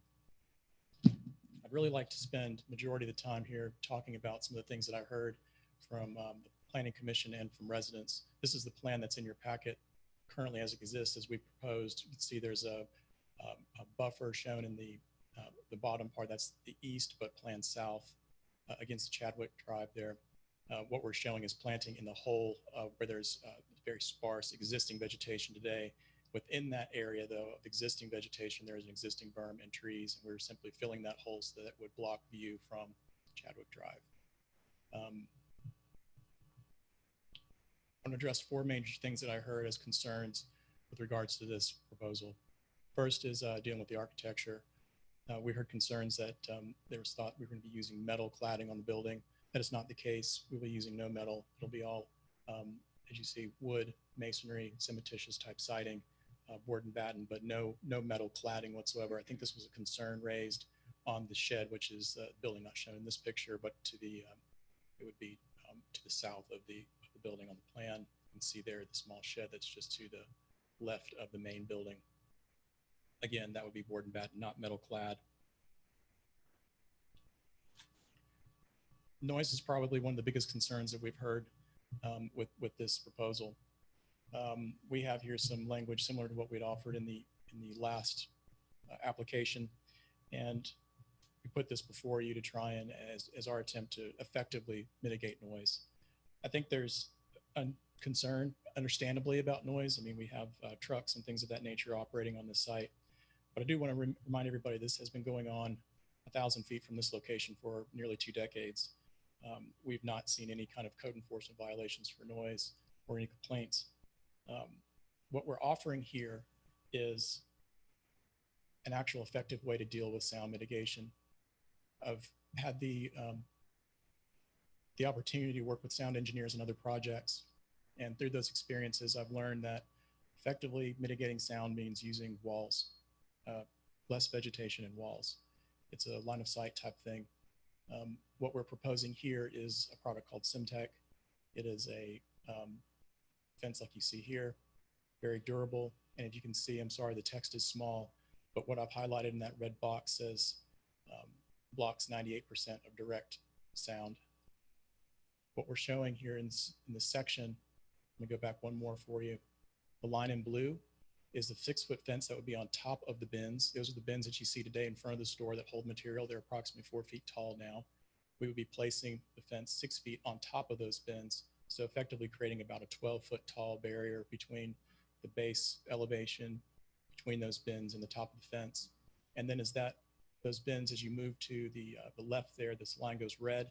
That's in front of the palletized area. We'd be transitioning down to grade with an 8-foot tall fence. So it'd step down a bit, taller fence, but overall a little bit lower. It seemed like the palletized area was less of a concern with noise because they're not dropping materials out there. They're being more gentle with those delicate stones. So we believe that this is an effective solution to trying to mitigate sound coming from this yard area. And as you can see in this section, the distances we're talking about, you have the fence, you have a little bit of screening, which I'll talk about my next point, existing berm, that's the other side of the pond, and almost 200 or a little over 200 feet between that fence and the property line in Chadwick Drive, the edge of the curve on Chadwick. In addition to this noise concern, we're still in compliance with the things that are listed in the staff's conditions. We have no problem restricting amplified sound. There'd be no loudspeaker on the lot. And we also had heard concern at the Planning Commission about delivery times. I believe that was 8 to 11 in staff's conditions, but we're willing to apply what Planning Commission's concerns were, recommendations, which was 9 a.m. to 7 p.m., no deliveries outside of those times. Dust is also an issue that's been raised. Again, we've heard no complaints of existing use. We've seen no code violations. We find the claim that Stone Store will cause health problems to be quite unfounded and just simply untrue. But regardless, we want to be sensitive to those concerns and try to mitigate concern. For that, we're showing an additional proposed evergreen screen behind that wall. This is behind the sound wall. This would be material that would get tall that could potentially filter any kind of emanation that comes off the side in times of extremely dry weather. Although there again, we don't believe dust to be a major concern. Finally, traffic has been another major point that has been raised. I want to point out that when we run the trip generation on this based on the ITE manual, which is the accepted way that traffic studies are, the traffic counts are projected for traffic studies, it gives us like 30-something, 34 trips per day. This is extremely low traffic generating use. If you put a 10,000 square foot office there, it would generate probably 3 times that much. That's what's allowed to go there today. Waffle House probably does 3, maybe 4 times that much, and it's doing the exact same traffic pattern, coming out, having to hang right. Fact is, the Stone Store generates probably less traffic than pretty much any use you can imagine putting out there. They get anywhere from 0 to 5 major deliveries a week. These are big trucks.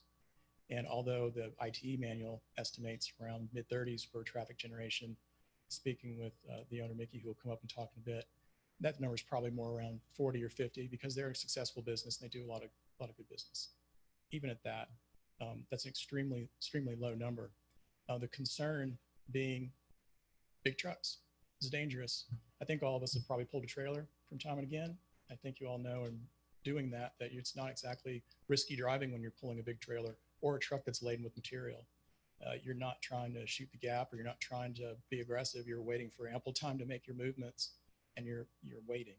So the idea that because we're hauling materials and using big trucks or even light vehicles with trailers that we're more dangerous, I just think is unfounded. Again, I think that this is a really great opportunity to improve upon what's already a great business in this location. I'd like to reserve, if I can, a little bit of time for rebuttal, maybe a few minutes, but I also like to give a chance for some folks to come up and speak in favor of this and to hear firsthand about the operations. Thank you. Mr. Timberlake.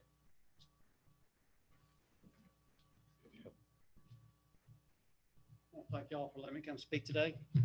I'm Mickey Oconee, owner of the Stone Store. My wife and I bought that property, or bought the Stone Store probably about 5 years ago. We're under a short-term lease right now. So our lifelong dream is to be able to own our own property, own building, be able to decide what goes in, make it a beautiful establishment for Oconee County and the residents. When we purchased the Stone Store, we spent our life savings on it, mortgaged the farm to the hill to have it. So that's why we're hoping to move to another location to actually set up and keep growing, have equity in the business. We've tried to really help Oconee County by donating to all the churches, school systems, Boy Scouts, Girl Scouts. All the elementary schools get all their stone for free from us. So we just want to be a good neighbor, you know, and do whatever it takes to be the neighbor, but we'd really like to be able to expand and grow someplace different. So I'll let somebody else talk to that. Thank you for hearing me. Thank you. Mr. Jim Timberlake. Still here. Mr. Cleveland. Mr. Mulkey. You want to speak on this? Jason Power.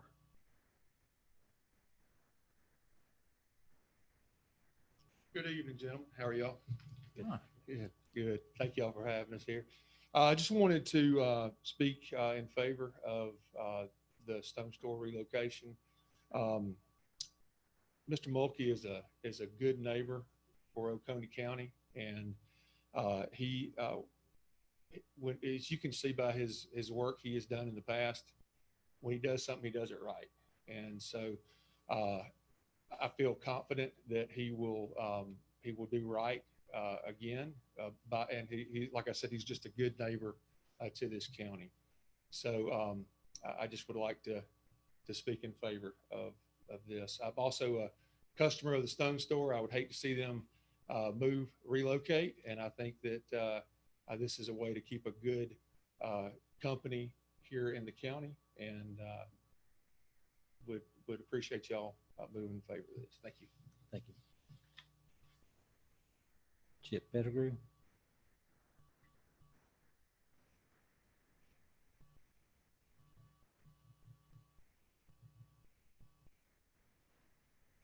Hi, my name is Chip Pettigrew. I'd like to speak in favor of the relocation of the Stone Store. I might refer to some notes because I'm not used to speaking in public.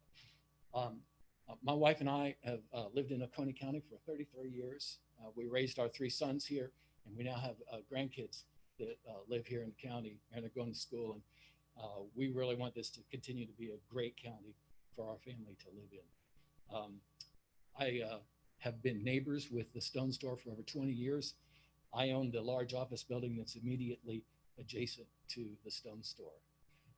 They've been excellent neighbors. Whenever we need anything and Mickey becomes aware of it, he comes over and takes care of it for free. It's just unbelievable. As far as noise and dust, I can tell you that in 20 years, we've never noticed any noise from that. The noise of the road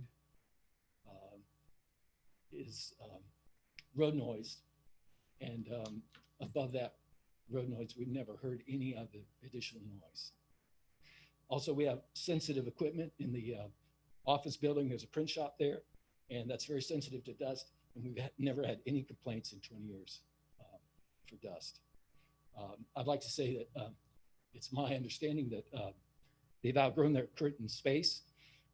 They need to move, but they need to move nearby where they don't lose customers. And I think this would be a great plan. Thank you. Anyone virtually? Okay.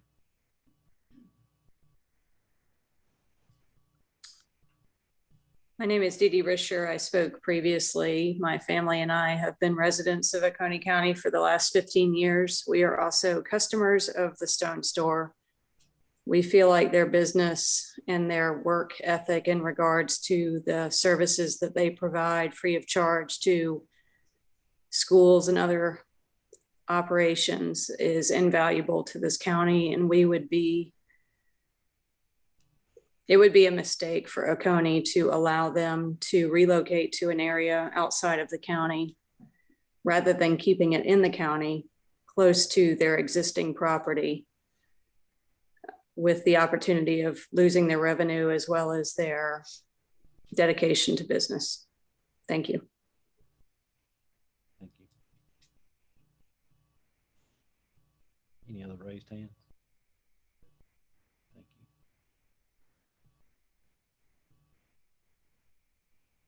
After it has some time for rebuttal, we'll move over to those speaking against. I have Ms. Pamela Hall. Vaccinated, so I'm going to take my mask off. Good evening. Thank you for having me. My name is Pamela Hall. I reside at 1050 Gunter Circle in the Chadwick subdivision. Can I ask if you'd load my slides, please? My husband and I have lived in Oconee County for 24 years. I am a registered nurse. I retired 2 years ago from Piedmont Athens Regional Medical Center, where I served as Home Health Executive Director. The objections I present to you tonight are from residents of Chadwick, Knob Creek, Allgood Farms, Mason Mill, and those living along La Vista Drive. We have also gathered over 100 signatures in opposition to this rezone request and relocation of the Stone Store. I plan to cover noise, dust, traffic hazards, and zoning issues, and I'm going to provide you with a little bit different perspective than what you've just heard.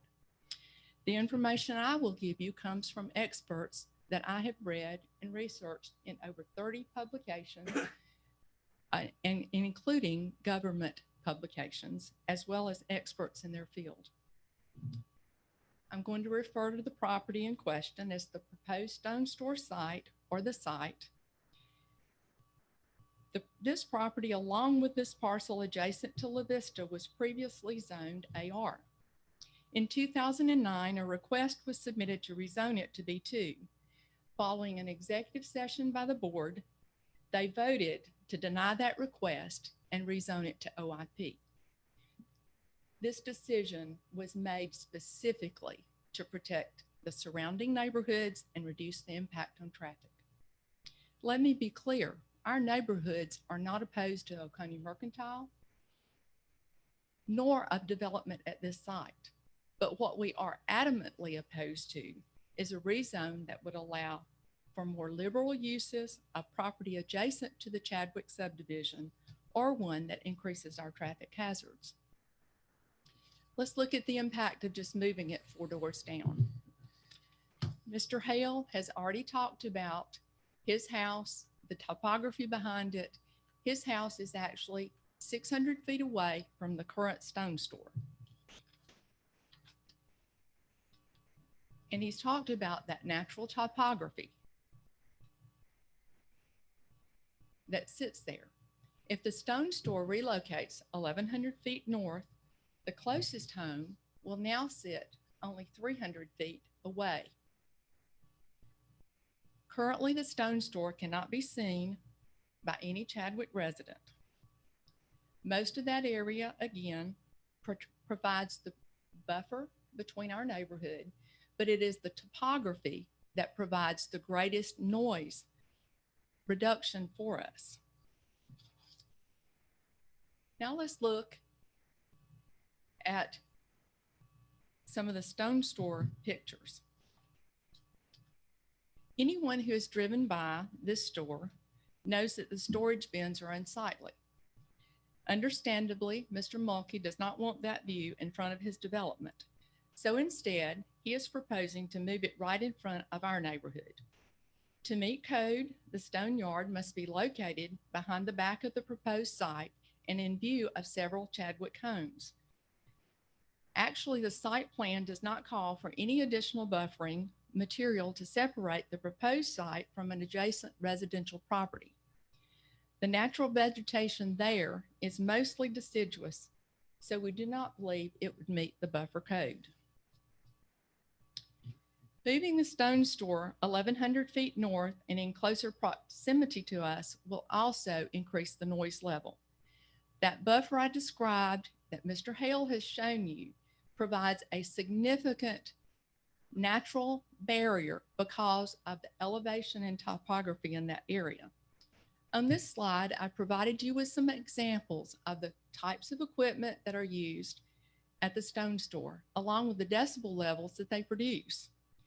These levels were measured by experts, not by a sound measure or meter on an iPad. While this type of equipment was operating in a similar situation as what you find at the Stone Store, I couldn't find a decibel reading level of rocks being dumped in a dump truck into a metal bed. However, I can hear this now from my home as well as those backup alarms, and I'm approximately 1,100 feet away now. I can hear that noise from my deck when those rocks dump in that metal bed, and actually it sounds like a muffled explosion. So I cannot imagine what it's going to sound like when it's 400 feet closer to my home. As you see on the slides, the noise levels range between 80 and 112 decibels. For context, normal activity within a home is usually between 40 and 60, with anything over that becoming uncomfortable. So one might think, well, most of this equipment is only 20 decibels louder than the highest level you find in a home. Unfortunately, that's not the case because decibels are measured on a logarithmic scale and not a linear one. For example, a 10-point increase from 60 to 70 decibels is not just 10 points louder, it's actually twice as loud. Noise in the range of 110 decibels, or that level of those backup alarms on all that equipment, is 16 times louder than one at 70. Our neighbors include doctors, nurses, healthcare professionals, and first responders who have to sleep during the daytime when this noise will be going on because they have to work shift work. Because of relocation of the stone store closer to our neighborhood, we will not only hear more noise, it will be more intrusive, and they will actually be louder than what we currently hear. And it will bring those noises to the neighborhoods behind us. I'll explain by talking about the very noise abatement measures that you see on this slide. The science of noise abatement and the engineering to achieve it is a complex one, exceeding the time I have to talk tonight. But I will share a few key points from my research. These noise abatement measures, used alone or in combination, are not capable of reducing noise levels enough to be unintrusive to surrounding neighbors. Sound reduction loss test of Simtex fencing was conducted at lower temperatures and relative humidity than we have here in Oconee County. So the effectiveness that was just described may be not totally, but certainly not achieved. Wind currents can sweep sounds up and over these barriers, completely bypassing the very structures intended to block them. And those same wind currents can carry sounds for long distances. Chadwick and other neighborhoods behind us are directly downwind from the proposed site and would realize increased noise levels with the relocation of the stone store. Dust has been mentioned, and that's one of our objections. But the type of dust particles we're concerned about result from silica that is released into the air from dumping, hauling, and handling rocks. Silica dust particles could be generated when vehicles travel over the aggregate surface that is being proposed for the storage yard. The science tells us that by the time we see dust in the air that contains silica, the minimum safe recommended limits for human inhalation has been exceeded. According to the Centers for Disease Control and Prevention, inhaling fine silica dust particles, even in small amounts, is enough to cause serious lung damage and life-limiting diseases. Even Home Depot's MSDS sheets warns their workers to avoid breathing in dust when sweeping up spill bags of sand or gravel. Because our neighborhoods are downwind, these particles will now come directly into our backyards on those wind currents that can sweep up and over the very barriers that are put there to protect us. We object to this rezone because relocation would increase traffic hazards. We know that the number of trips to and from this location, the stone store, is not impactful. However, it is the type of trucks and trailers that leave from or access that site that prevent the problems I'm going to talk about. Keep in mind, the posted speed limit through here is 55 miles an hour. GDOT traffic counts from Hog Mountain to the Clark County line exceeds 33,000 trips through this corridor every day. Oconee Mercantile is projected to add 8,000 additional trips. In the most recent Oconee County Long Range Transportation Plan, This same section of 441 was given a level of service rating of F, the worst level possible, indicating that there is already more traffic than the roadway is currently designed to handle. Unless you routinely travel through this area, you cannot fully appreciate the safety issues that already exist, and we have yet to realize the full impact of occupancy across the street from our exit from our neighborhood at Presbyterian Homes. The pictures on the slide show you just a few examples. It shows you that significant elevation, the inability to see oncoming traffic when both turn lanes are occupied, and vehicles that routinely stop in the middle of that intersection waiting for a gap in traffic. These factors make it currently impossible to turn left safely from La Vista onto 441 South. With relocation, the only option for vehicles exiting the proposed site would be to travel north. They would need to merge quickly into oncoming traffic without the aid of an acceleration lane, all within 450 feet of La Vista Drive. These additional factors would increase safety hazards when attempting to turn onto La Vista from 441. Our residents could be faced or forced to use the traffic light at Spartan Lane, travel through Knob Creek, or make a U-turn on Hog Mountain at that intersection just to get home safely. Safety will not only be impacted at the La Vista intersections, but potentially at Wild Azalea, Crystal Hill, Spartan Lane, and Hog Mountain. The only access to the proposed site would be via the northbound lanes of 441. The unintended consequences would require U-turns at these intersections, none of which have the GDOT recommended turn radius necessary for semis, large dump trucks, or even F-150s pulling anything larger than a small utility trailer. While the board does not have any control over road design or traffic law, it is the controlling authority over zoning decisions for highway-facing businesses. GDOT specifically encourages local decision makers to consider the potential impact on traffic when making these rezone decisions, their intent being to look beyond just mere daily increases in trips. Our final objection concerns the impact on future rezone decisions. The proposed rezone is in a civic center character area where small retail shops and professional offices of similar design should be located. The development should be pedestrian friendly and encourage people to locate nearby so they can work, live, and shop. Development should also reduce negative impacts on adjoining residential properties. The picture on the slide provides a visual of the design concepts within a civic center area.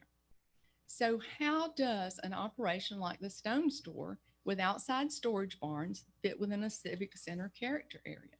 How do those storage barns or even the proposed concept elevations of the retail store fit within the design of new development in the area like Presbyterian Homes or that proposed at Oconee Mercantile? The Stone Store began operations at their current location before Georgia law required local governments to develop comprehensive plans for development in their area. Relocation of the Stone Store to the proposed site, in effect, places a building supply business more suitable for a regional character area right in the middle of a civic center one. This would be in direct conflict with the concepts outlined in the current Oconee County Comprehensive Plan, and it would fundamentally change the character area in front of our neighborhoods. I'm not going to spend a lot of time on this slide. The zoning you see on the map, but I do want to point out that the parcels along the road frontage from Hog Mountain Road to White Oak Drive, there is only one B2 parcel in that whole area, and that is the Oconee Physical Therapy Building that actually started as an exercise studio. There are 0 B2 zone parcels, but lying along this corridor are OIP, AR. Behind there are the highest numbers of population in Oconee County, lying within those subdivisions and including the areas just north of Watkinsville to the Athens-Clarke County line, there are 580 persons per square mile in this region, in this corridor.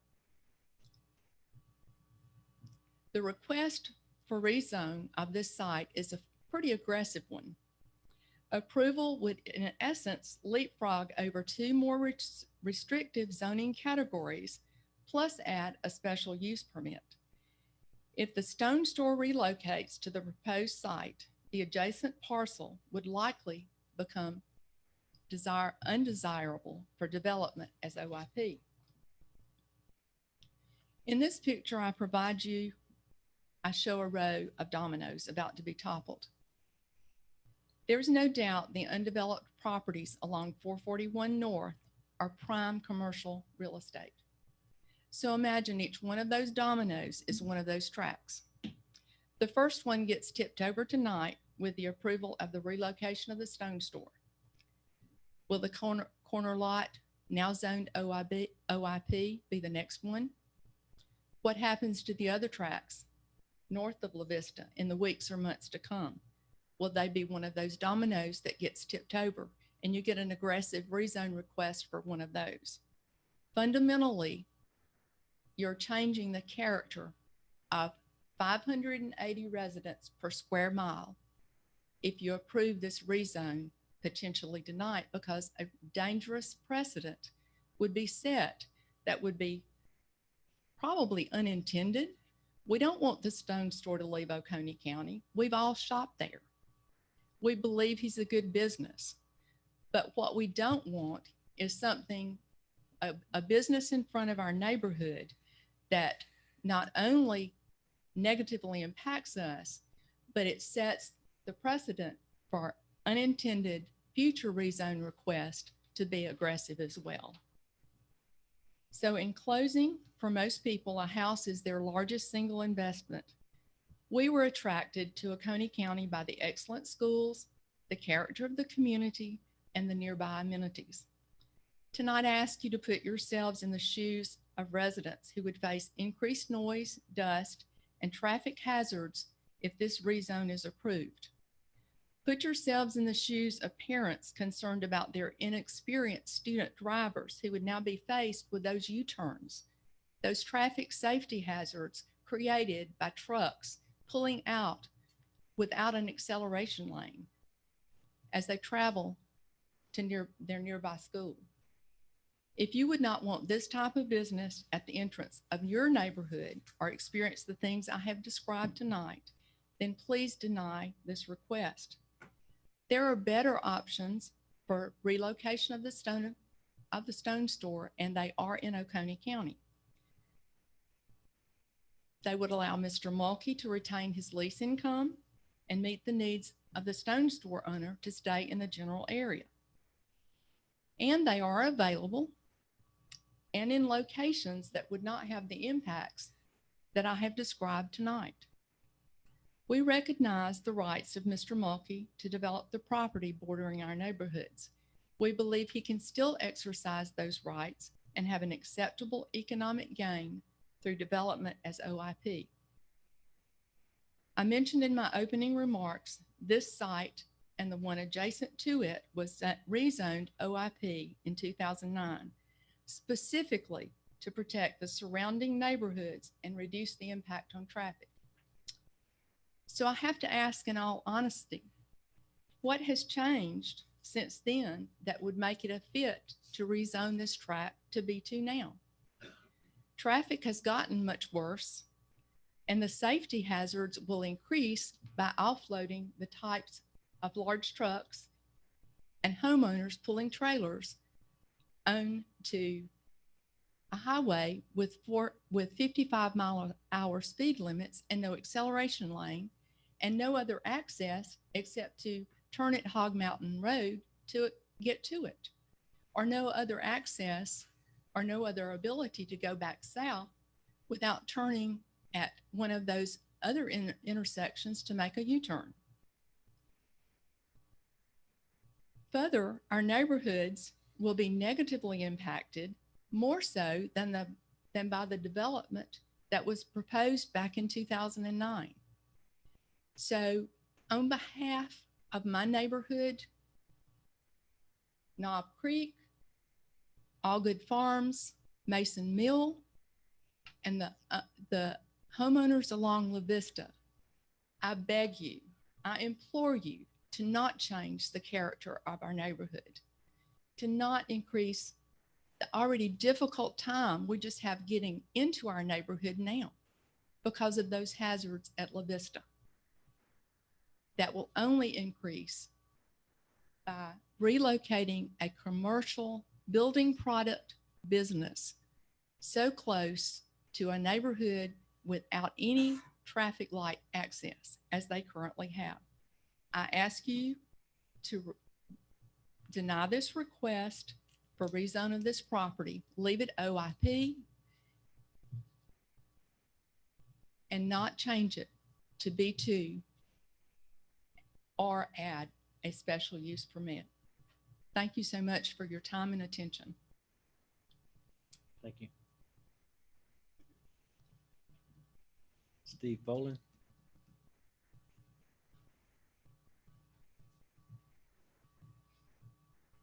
Thank you, Mr. Chairman and Commissioners. I appreciate the opportunity. Can you tell me how much time I have? What's the time? 8:56. Oh, okay. Great, thank you. My name is Steve Fallon. I live at 1201 Knob Creek Drive. Our families lived there for about 18 years. And I'm the chairman of the Knob Creek Architectural Control Committee. I'm the fellow that sent you an email yesterday with about 25 signatures on it from our community that are opposed to this rezoning. I'd really like to put in front of you the question here that's on the table. First of all, this isn't a backhanded way for us to try and stop Mr. Mulkey and Oconee Mercantile. We think that's a good proposal. We have no problem with it. As Pamela Hall said, our issue is with the movement of the Stone Store. Now, earlier today, Mr. Mulkey said to you, well, the question regarding the previous rezoning is what's proposed better than what's there today? Well, I think in this case, the answer is no, but I'm not saying that's the right question. But the answer is clearly no, because today the Stone Store is quite a ways away from Chadwick. Even then, there is some impact. And then we're looking at moving basically an industrial operation, commercial operation, next to a residential area. That's not a good outcome. That's for you to ponder over, I guess. The other concern, so the other thing is that we all recognize the Stone Store is a great business. And everything I've heard about the owners is wonderful. We're not in any way trying to impede their progress or their dream. We'd like to see them be successful and continue to be successful. So the question before you is how can we make all this work and help Mr. Mulkey as well? We're trying to get to an outcome that'll work. So the first thing I would say is this is kind of putting a square peg into a round hole, right? We're taking an industrial business and we're setting it next to a commercial, a residential area. And we're doing that on a property that the board 10 years or so ago said, we don't want to do that. We don't want to put a B2 there. And this is a B2 with special use permit. So it's even more aggressive than that. So we're stretching things here to try and make it work. So that's you've heard Pamela and all of her details around the dust and the noise. So that's a challenge. And from our perspective, it's not a compromise that we think is necessary. The reason for that is, as she said, there are other opportunities. There are other places in the county nearby, probably south on 441 there, south of the Stone Store. There's a lot of property there. Now, I'm not a developer. I don't know the details, what it would cost to purchase that, how that would all work. But there's plenty of opportunity in Oconee County, we think, for other places. So the question is, why is this before you today? Well, I think it's because it's the path of least resistance for Mr. Mulkey. And if I were in his shoes, I'd do the same thing. He has a relationship with the people that own the parcel on the corner. It's easy for him to purchase the property. It's a relatively easy move for the stone store. Not that going across the street, for example, wouldn't be, but it's a path of least resistance. I respect that, but our neighborhoods are saying that may be the path of least resistance for you, but that's not a good outcome for us. The other concern, which is even, I think, greater, is the domino effect. Pamela talked about it, and I think it's really clear. I don't know how you as commissioners, if you approve this, if Fred Gunter Properties comes back in 3 months and says, hey, we'd like to do B2 on the corner there that's OIP, I don't know how you could deny that, especially when you've allowed B2 with a special permit, special use permit. So we think we're not trying to stop the Oconee Mercantile. We think it's a path of least resistance for Mr. Mulkey, but we think it's not a good outcome for our neighborhood. We'd appreciate your consideration. Thank you. Thank you. Any raised hands?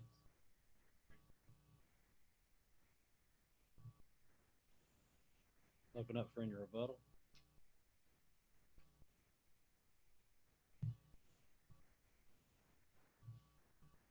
Thank you, Mr. Chairman.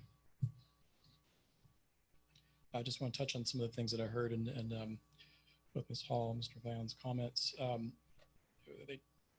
The 2009 plan was discussed a bit.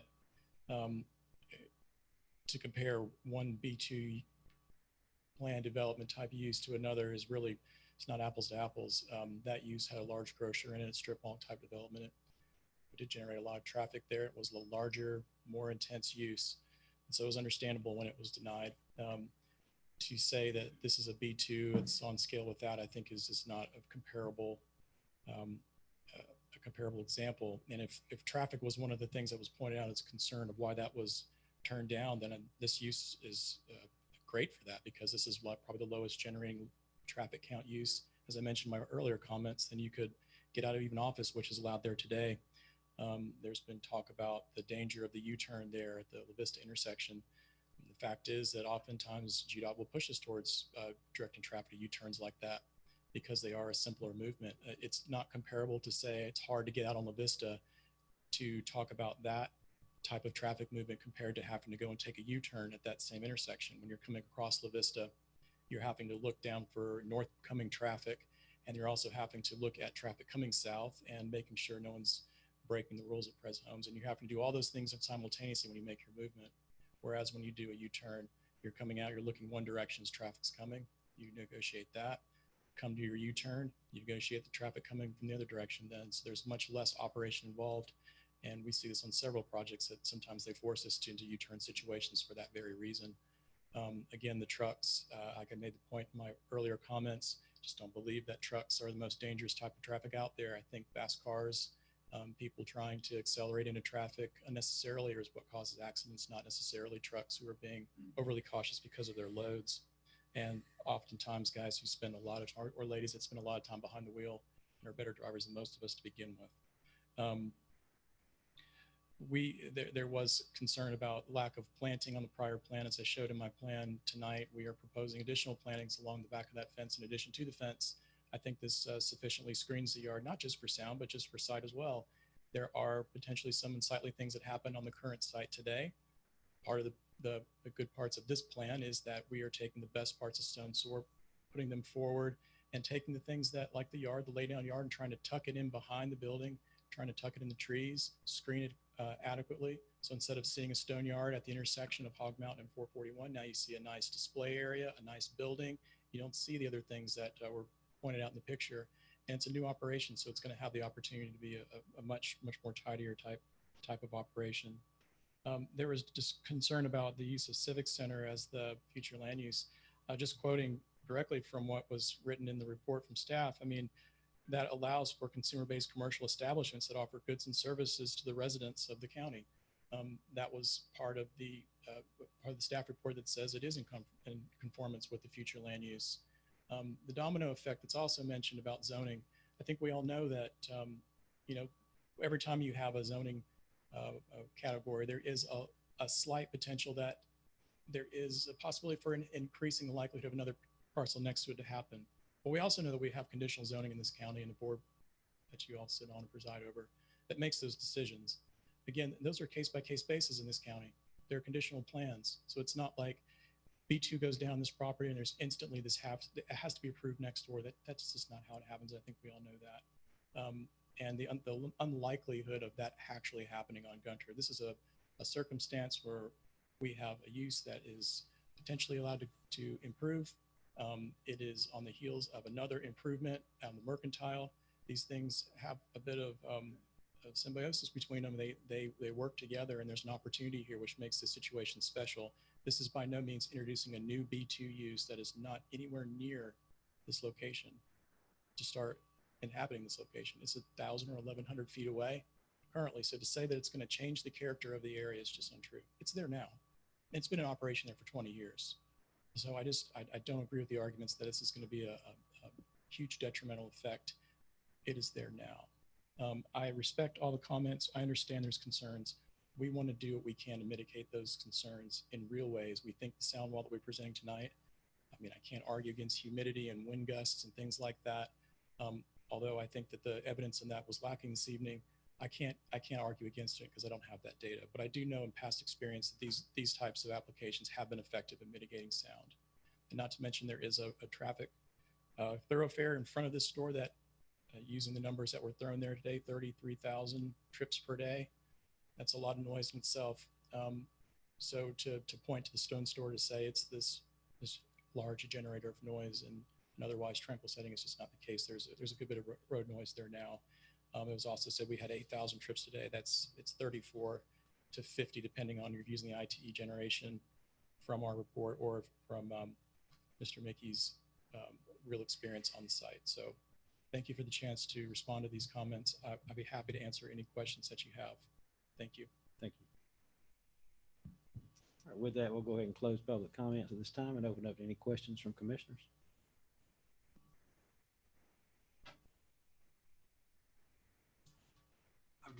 I don't know if this is much a question, it's really a statement because it's been mentioned today.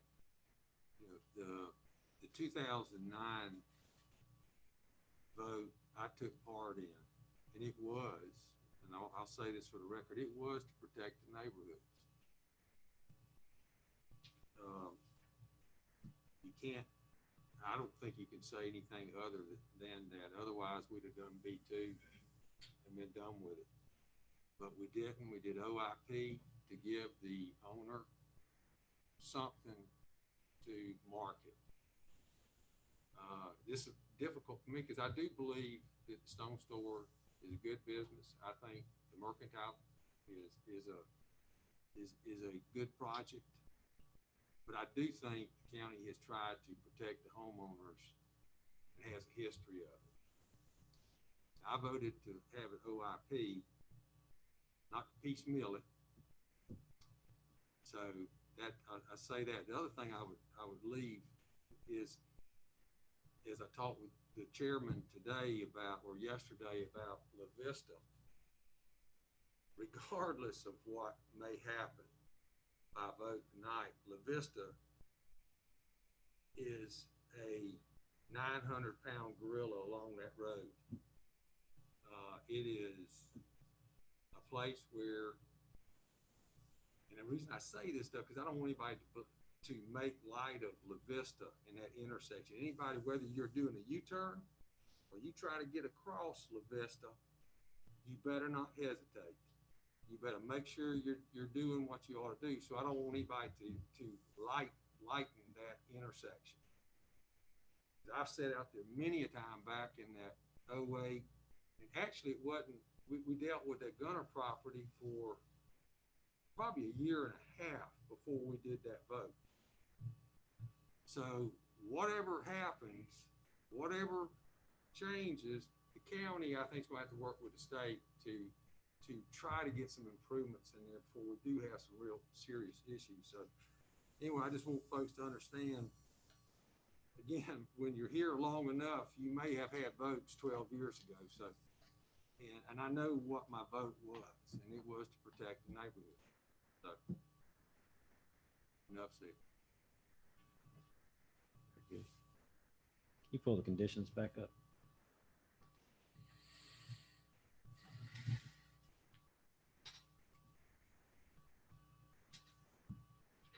So I was here in '09 as well.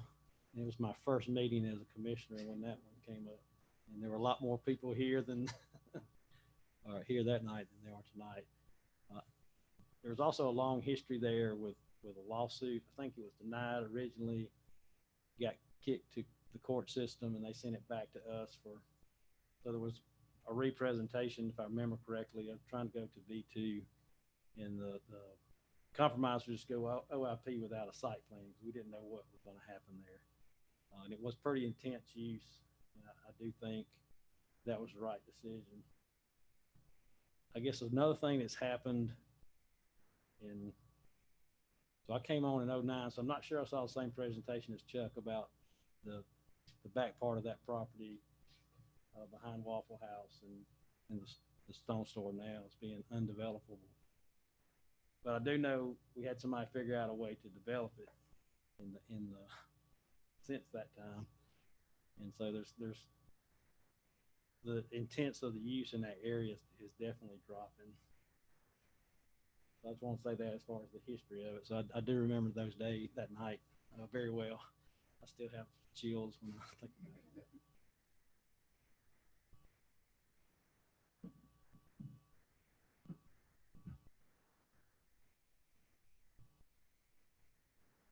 Now, these conditions don't speak anything to fencing or additional landscape buffers and all that. No, sir, those are items that were proposed by the applicant. And would need to be included as a condition that the board so approve.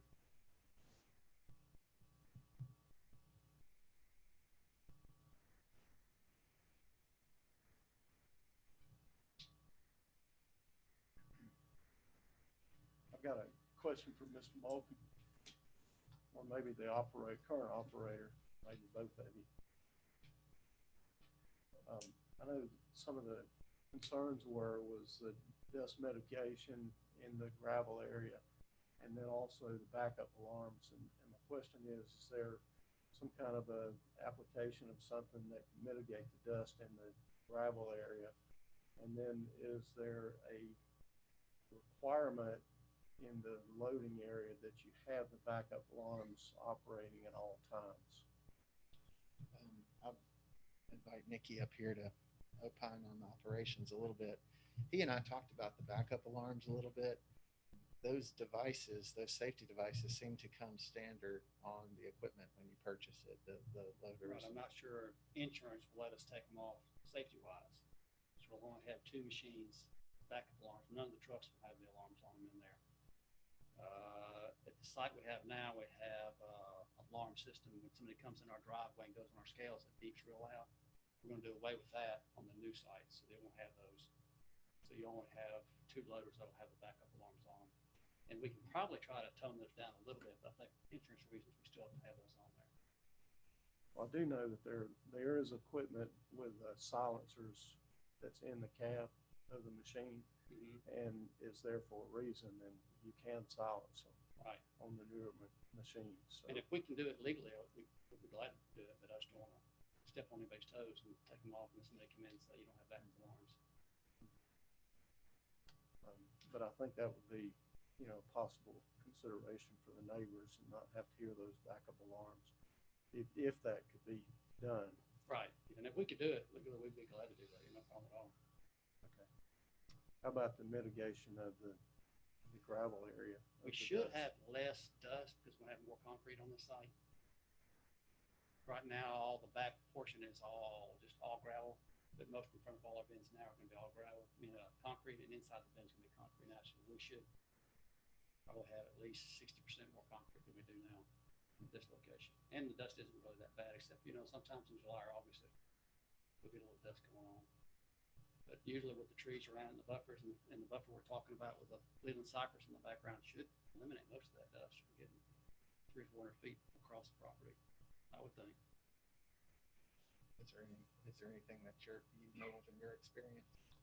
Well, I do know that the county uses a a process to mitigate the dust on the roads.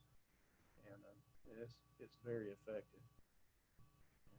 So you might could get with the road department to see what process they're using. But I mean, we could add, we could put a water tank on a tractor or something. We need to and spray it every month a day or something like that to emit the dust, like the county does. I think we were caught a little flat-footed on the dust. I mean, we tried to come here addressing noise and things, but from an operations standpoint, you heard Mr. Pettigrew, Dr. Pettigrew mentioning that dust hasn't, as the contiguous neighbor next door, hasn't really been a problem. So we don't have specific dust mitigation measures proposed as part of this plan.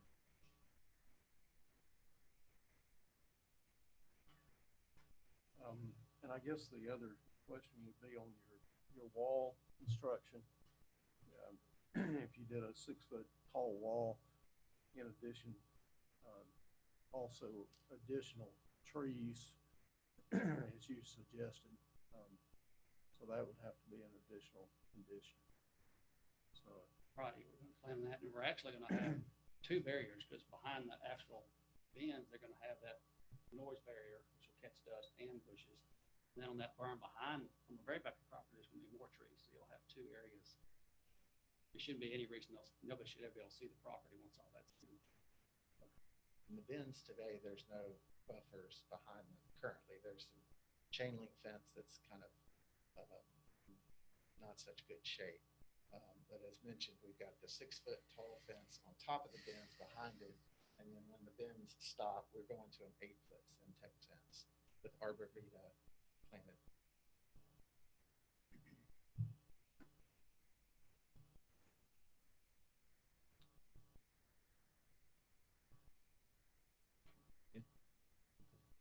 Yeah, I got a question for you. Speaking of decimals, what's the appropriate decimal during the daytime for something like this? I don't know that there is a standard number of decimal profit. We don't have one, no, sir. So my question would be, if we add a condition that would create a check of that, say 3 months after construction, that would check a decimal point count from the residents and require if it's at a level that's really not right. And I don't know what the level would be. That would be the difficult part, right? The details of that, because there is background, there's ambient sound that's there now. And then determining what that actual level should be is sometimes subjective. Yeah, it'd be pretty extensive study to have to see what currently is generated from the road at different points.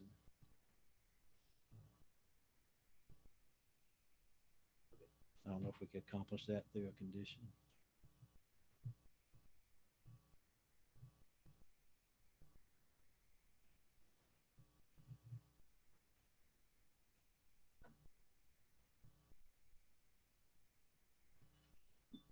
Any other questions? We'll entertain a motion on rezone request P200261. Take the special use separately after.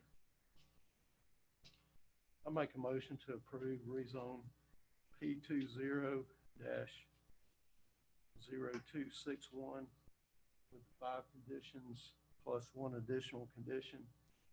And that would be to install the 6-foot tall sound barrier fence plus the additional trees as submitted by the developer here tonight, and also to use dust mitigation in the gravel area.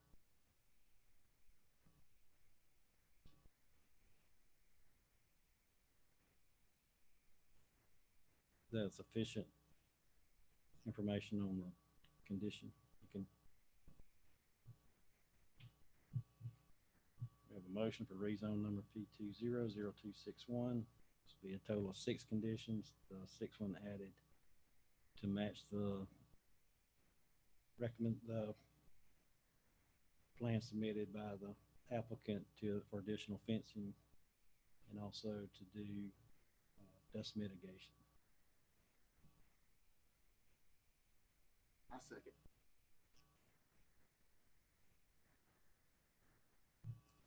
We have a motion. We have a second to approve rezone number P200261 with the 6 conditions as discussed. Any discussion? All in favor? Aye. All opposed? No. Chair votes aye, motion carries. Next item is consider special use number P200262. This is Fred Gunner Property LLC. It's a 5.8 acres OIP and applicant requests special use approval for outdoor storage associated with the stone store.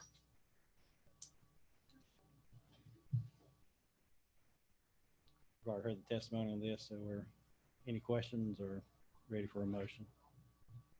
I make the motion we approve special use P200262 as stated. Applicant request special use approval for outdoor storage associated with stone store. Conditions on that? With the same condition. With the same Same condition. So that'd be total 6, the same 6. Or you have additional? Are they exactly the same as? They are the same, yes. Okay. You got a second? Second. So we have a motion to approve special use number P200262 with 6 conditions. Any discussion? All in favor? Aye. Aye. Any opposed? No. Motion carries. Next item is consider variance number P210006. This is John and Felicia Laxon. It's 1051 Ramblewood Place. It's 1.78 acres. The request is reduce the rear setback for an accessory building greater than 144 square feet. I need to recuse myself, Mr. Laxon, my neighbor. Okay. Mr. Hart will be recusing himself here. Thank you, Mr. Chairman, Commissioners. Again, this is a P210006. John Laxon owner. This is located over here off of Ramblewood Place. This is the aerial photograph of the subject property. It's currently zoned AR in Country Estates. And this is the sketch plan that shows the location of the proposed shed, a 20 by 20 shed with the distances shown 15 and 10 from the property line. Again, the owner is requesting a variance to UDC section 410, 01C2 and UDC table 4.1 to reduce the rear setback from 40 feet to 10 feet for the proposed accessory building. Staff does believe this does meet all of the necessary conditions to grant the special exception variance and recommends approval with the one condition that the rear setback shall be reduced to 10 feet only for the area of encroachment as proposed by the applicant. Mr. Laxon? Yes, sir. I think I'm going to rely on your judgment of the staff analysis and recommendations. And seems pretty straightforward. I want to build a shed on my yard. And I'd like to keep it as unintrusive to me and my neighbors. And there's also a slight water issue when we get a heavy rainfall. If I move that thing 40 feet in the direction requested, I will not have a concrete slab for long. It'll be eroded. Very good. Thank you, sir. I want to put it there. Appreciate it. Does anyone else wish to speak for? Ms. Horton? My name is Brenda Horton, and I live next door to Mr. Laxon, probably the closest proximity to his building, and I'm in favor of you approving his variance. Thank you. Anyone virtually for? Anyone like to speak against? Anyone virtually? With that, we'll go ahead and close public comments and open it up to questions from commissioners. I've got one, just more, Ms. Lax, more out of curiosity. I mean, this is a county setback rule. Is there any covenants in that subdivision that would require? There is a HOA agreement dated 1976, which I have yet to find a current landowner in the neighborhood who signed it. But it has the same setback. It has the. Okay, so. But I did not sign it, and we bought that house in 2000. I was not aware of it, and I have not found a single owner who has signed that. Okay. Well, I just want to make sure that I understood that by the virtue of the county approving it, doesn't, relieve of any of any covenants that are on the property. So is that correct? Mr. First, the attorney, okay. So what we're approving is just the county ordinance. All right, that's fine. Thank you. So are you saying the county is subservient to the homeowners agreement No, we just know that. or homeowners association? Daniel, please help me out. What we're not gonna do is give you legal advice on the covenant, but what you should be interested in finding out is whether the covenants are still applicable to your property. And doesn't have anything to do whether you sign them or not. If it was on the record when you bought the property, there is a chance they would still apply. My guess is they've expired, but before you spend money on your property, my advice would be to get some. It was written for a 25-year term from 76 with 10-year automatic continuation in perpetuity, I guess. Before you spend money on that, you probably should get somebody to give you some advice. Yeah, I know you're good neighbors with the Hortons, but just be aware. Yeah, I am aware. Okay. Yeah, okay. It's more just being a friend and advice. Thank you. Any other questions or comments? We'll entertain a motion. Make a motion we approve variance number P 21006, John and Felicia Laxon, 1051 Ramble Place, 1.7 acres, reduces setback from an accessory building greater than 144 square feet. Second. One condition. With the one condition. Second. Okay, we have a motion to approve variance number P 210006 with one condition. Any discussion? All in favor? Aye. Thank you. Motion carries.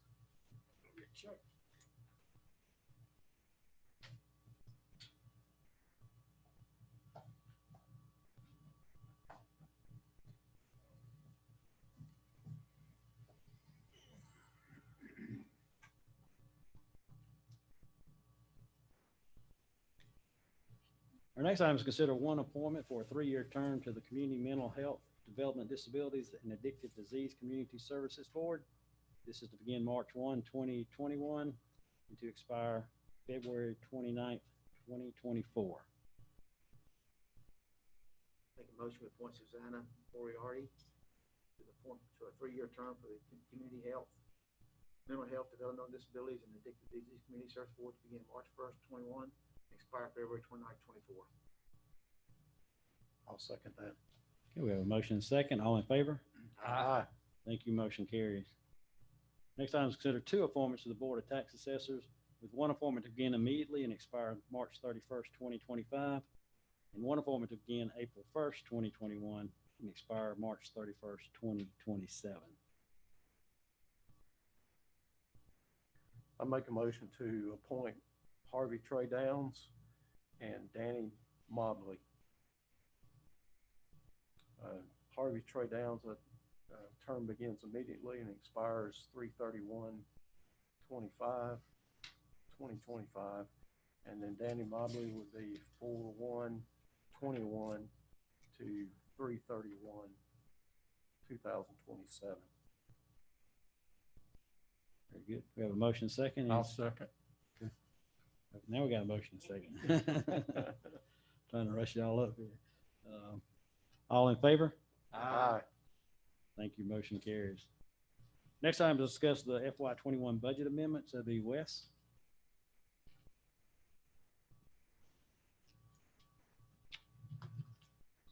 Thank you, Mr. Chairman, Board, citizens of Oconee County. I come before you tonight to request authority for a mid-year budget amendment for the current fiscal year budget. The proposed budget amendments will adjust the revenue and expenditures in order to meet the service needs for the government operations for the period ending 30 June. And I have a slideshow here for your review, and we'll just talk through it. So the purpose is to adjust our FY21 revenue, and I'll talk a little bit about that in the next slide. Perform real-time budget transfers for approved BOC projects, and consider and approve additional transfers in projects. A budget amendment is a mechanism of which we use to revise a working budget to reflect the changes that occur throughout the year.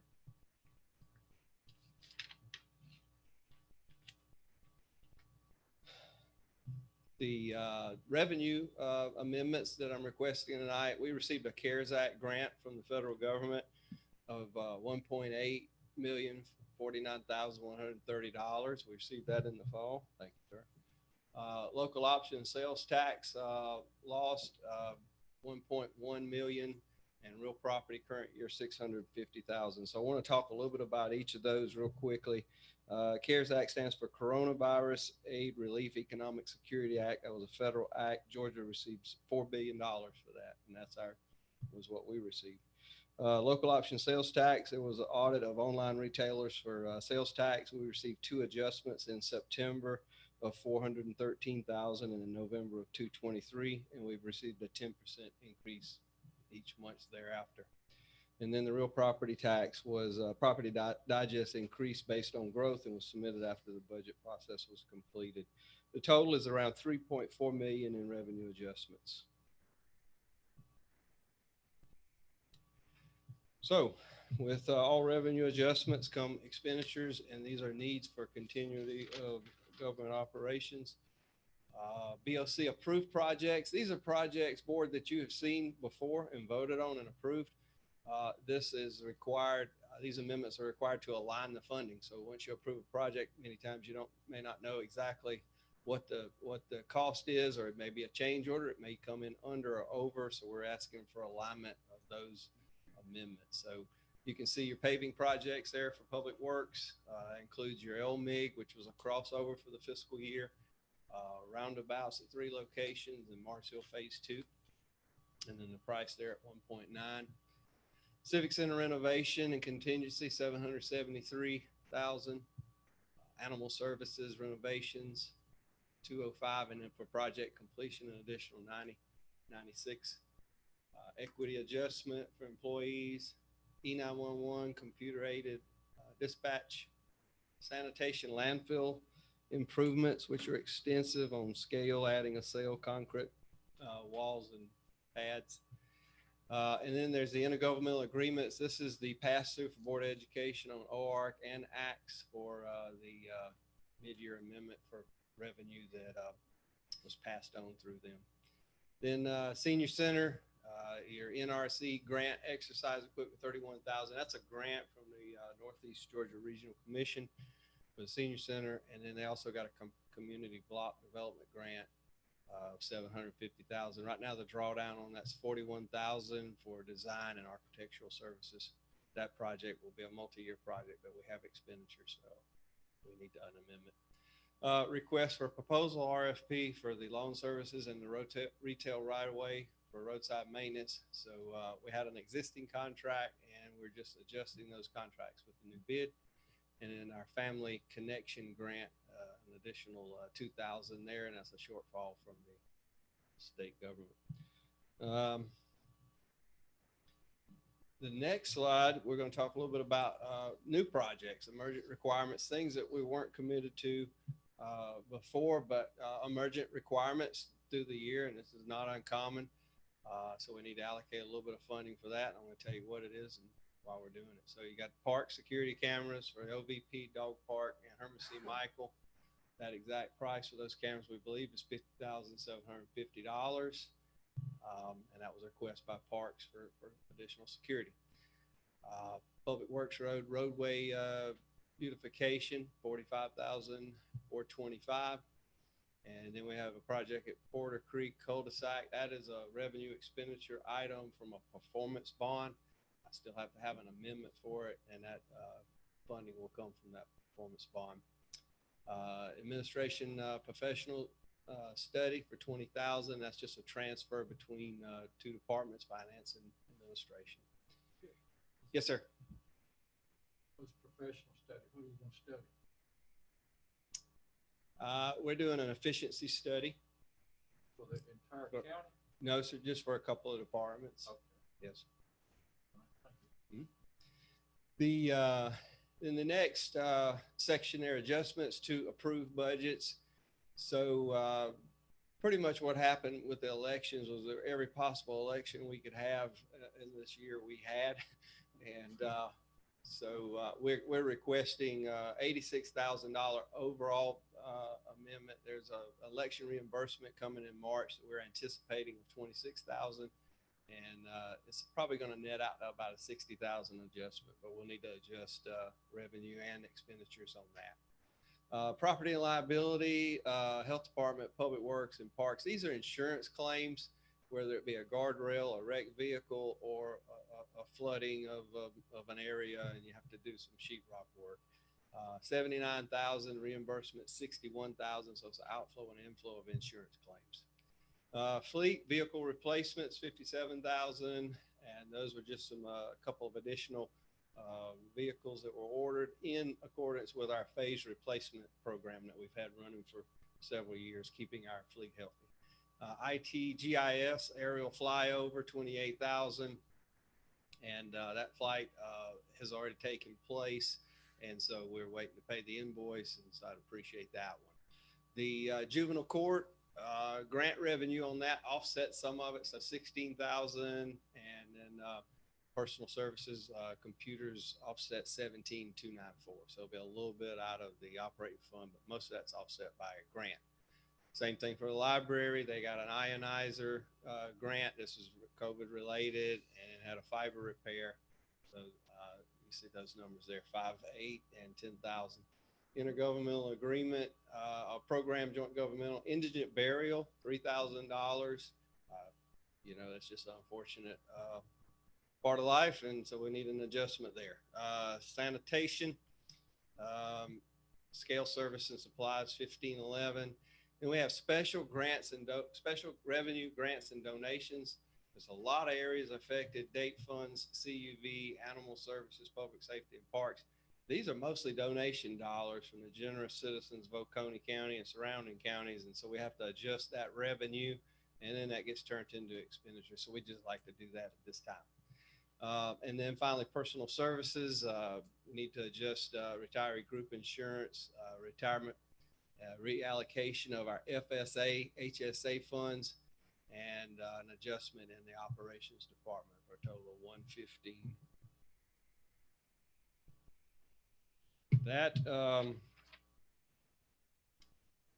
concludes my presentation. I hope I wasn't too long-winded, but I wanted to give you some detail and flavor for what these amendments are. So with that said, I'd be glad to answer any questions you may have. Thank you, Wes. I'd just like to add one other thing. It's not every year we go through, hopefully it's not every year we go through an event like we did with COVID, but because of that, there was a conservative budgets created for fiscal year 21. And so as you realize more real-time revenue streams, it's prudent to update our revenue as well as the expenditure side on the balance sheet rather than waiting until the end of the fiscal year. It's a more dynamic process. And so what this does is, from a smart business perspective, it is a mid-year budget adjustment. I would intend us to do this every year as opposed to waiting toward the end of the fiscal year to do the adjustments. But again, this gives us the opportunity. Most of these projects you guys have seen before, have approved, have voted on. This is going to allow us to conform to the vagaries of GASB, and so that our accountants are happy with the way we're going through the process. We don't have the authority to transfer amongst the departments. This level sets us in a more appropriate manner going forward. And again, I think this is going to be a standard procedure annually with the way we handle our mid-year budget adjustments to really realize what kind of revenues we're having. Some we may have shortfalls, we would adjust to those as well, so we could plan for the balance of that fiscal year going forward. Yeah, so this is usually our amend and revise when most of this is handled. We are looking at, as we go through, so like when we voted to do the improvements to the landfill, to have the right wording in there that allows that adjustment. We're trying to get the real-time financial statement so we can see exactly what's happening. And with budget starting up, it's a good idea to see the real numbers that we're spending. So, any questions of Wes or Justin on it? All right, we'll entertain a motion to approve the. I'll make a motion to approve the FY21 budget amendment. Second. Have a motion and second. Any discussion? All in favor? Aye. Thank you. Motion carries. Does any commissioner wish any item to be removed from the consent agenda? We'll entertain a motion. I'll make a motion to approve the consent agenda submitted. Second. We have a motion second. Any discussion? All in favor? Aye. Thank you. Motion carries. I don't need one. Kathy wants us. make a motion to adjourn and make sure we sign paperwork. Second. Go, motion second, so we are adjourned. Thank you.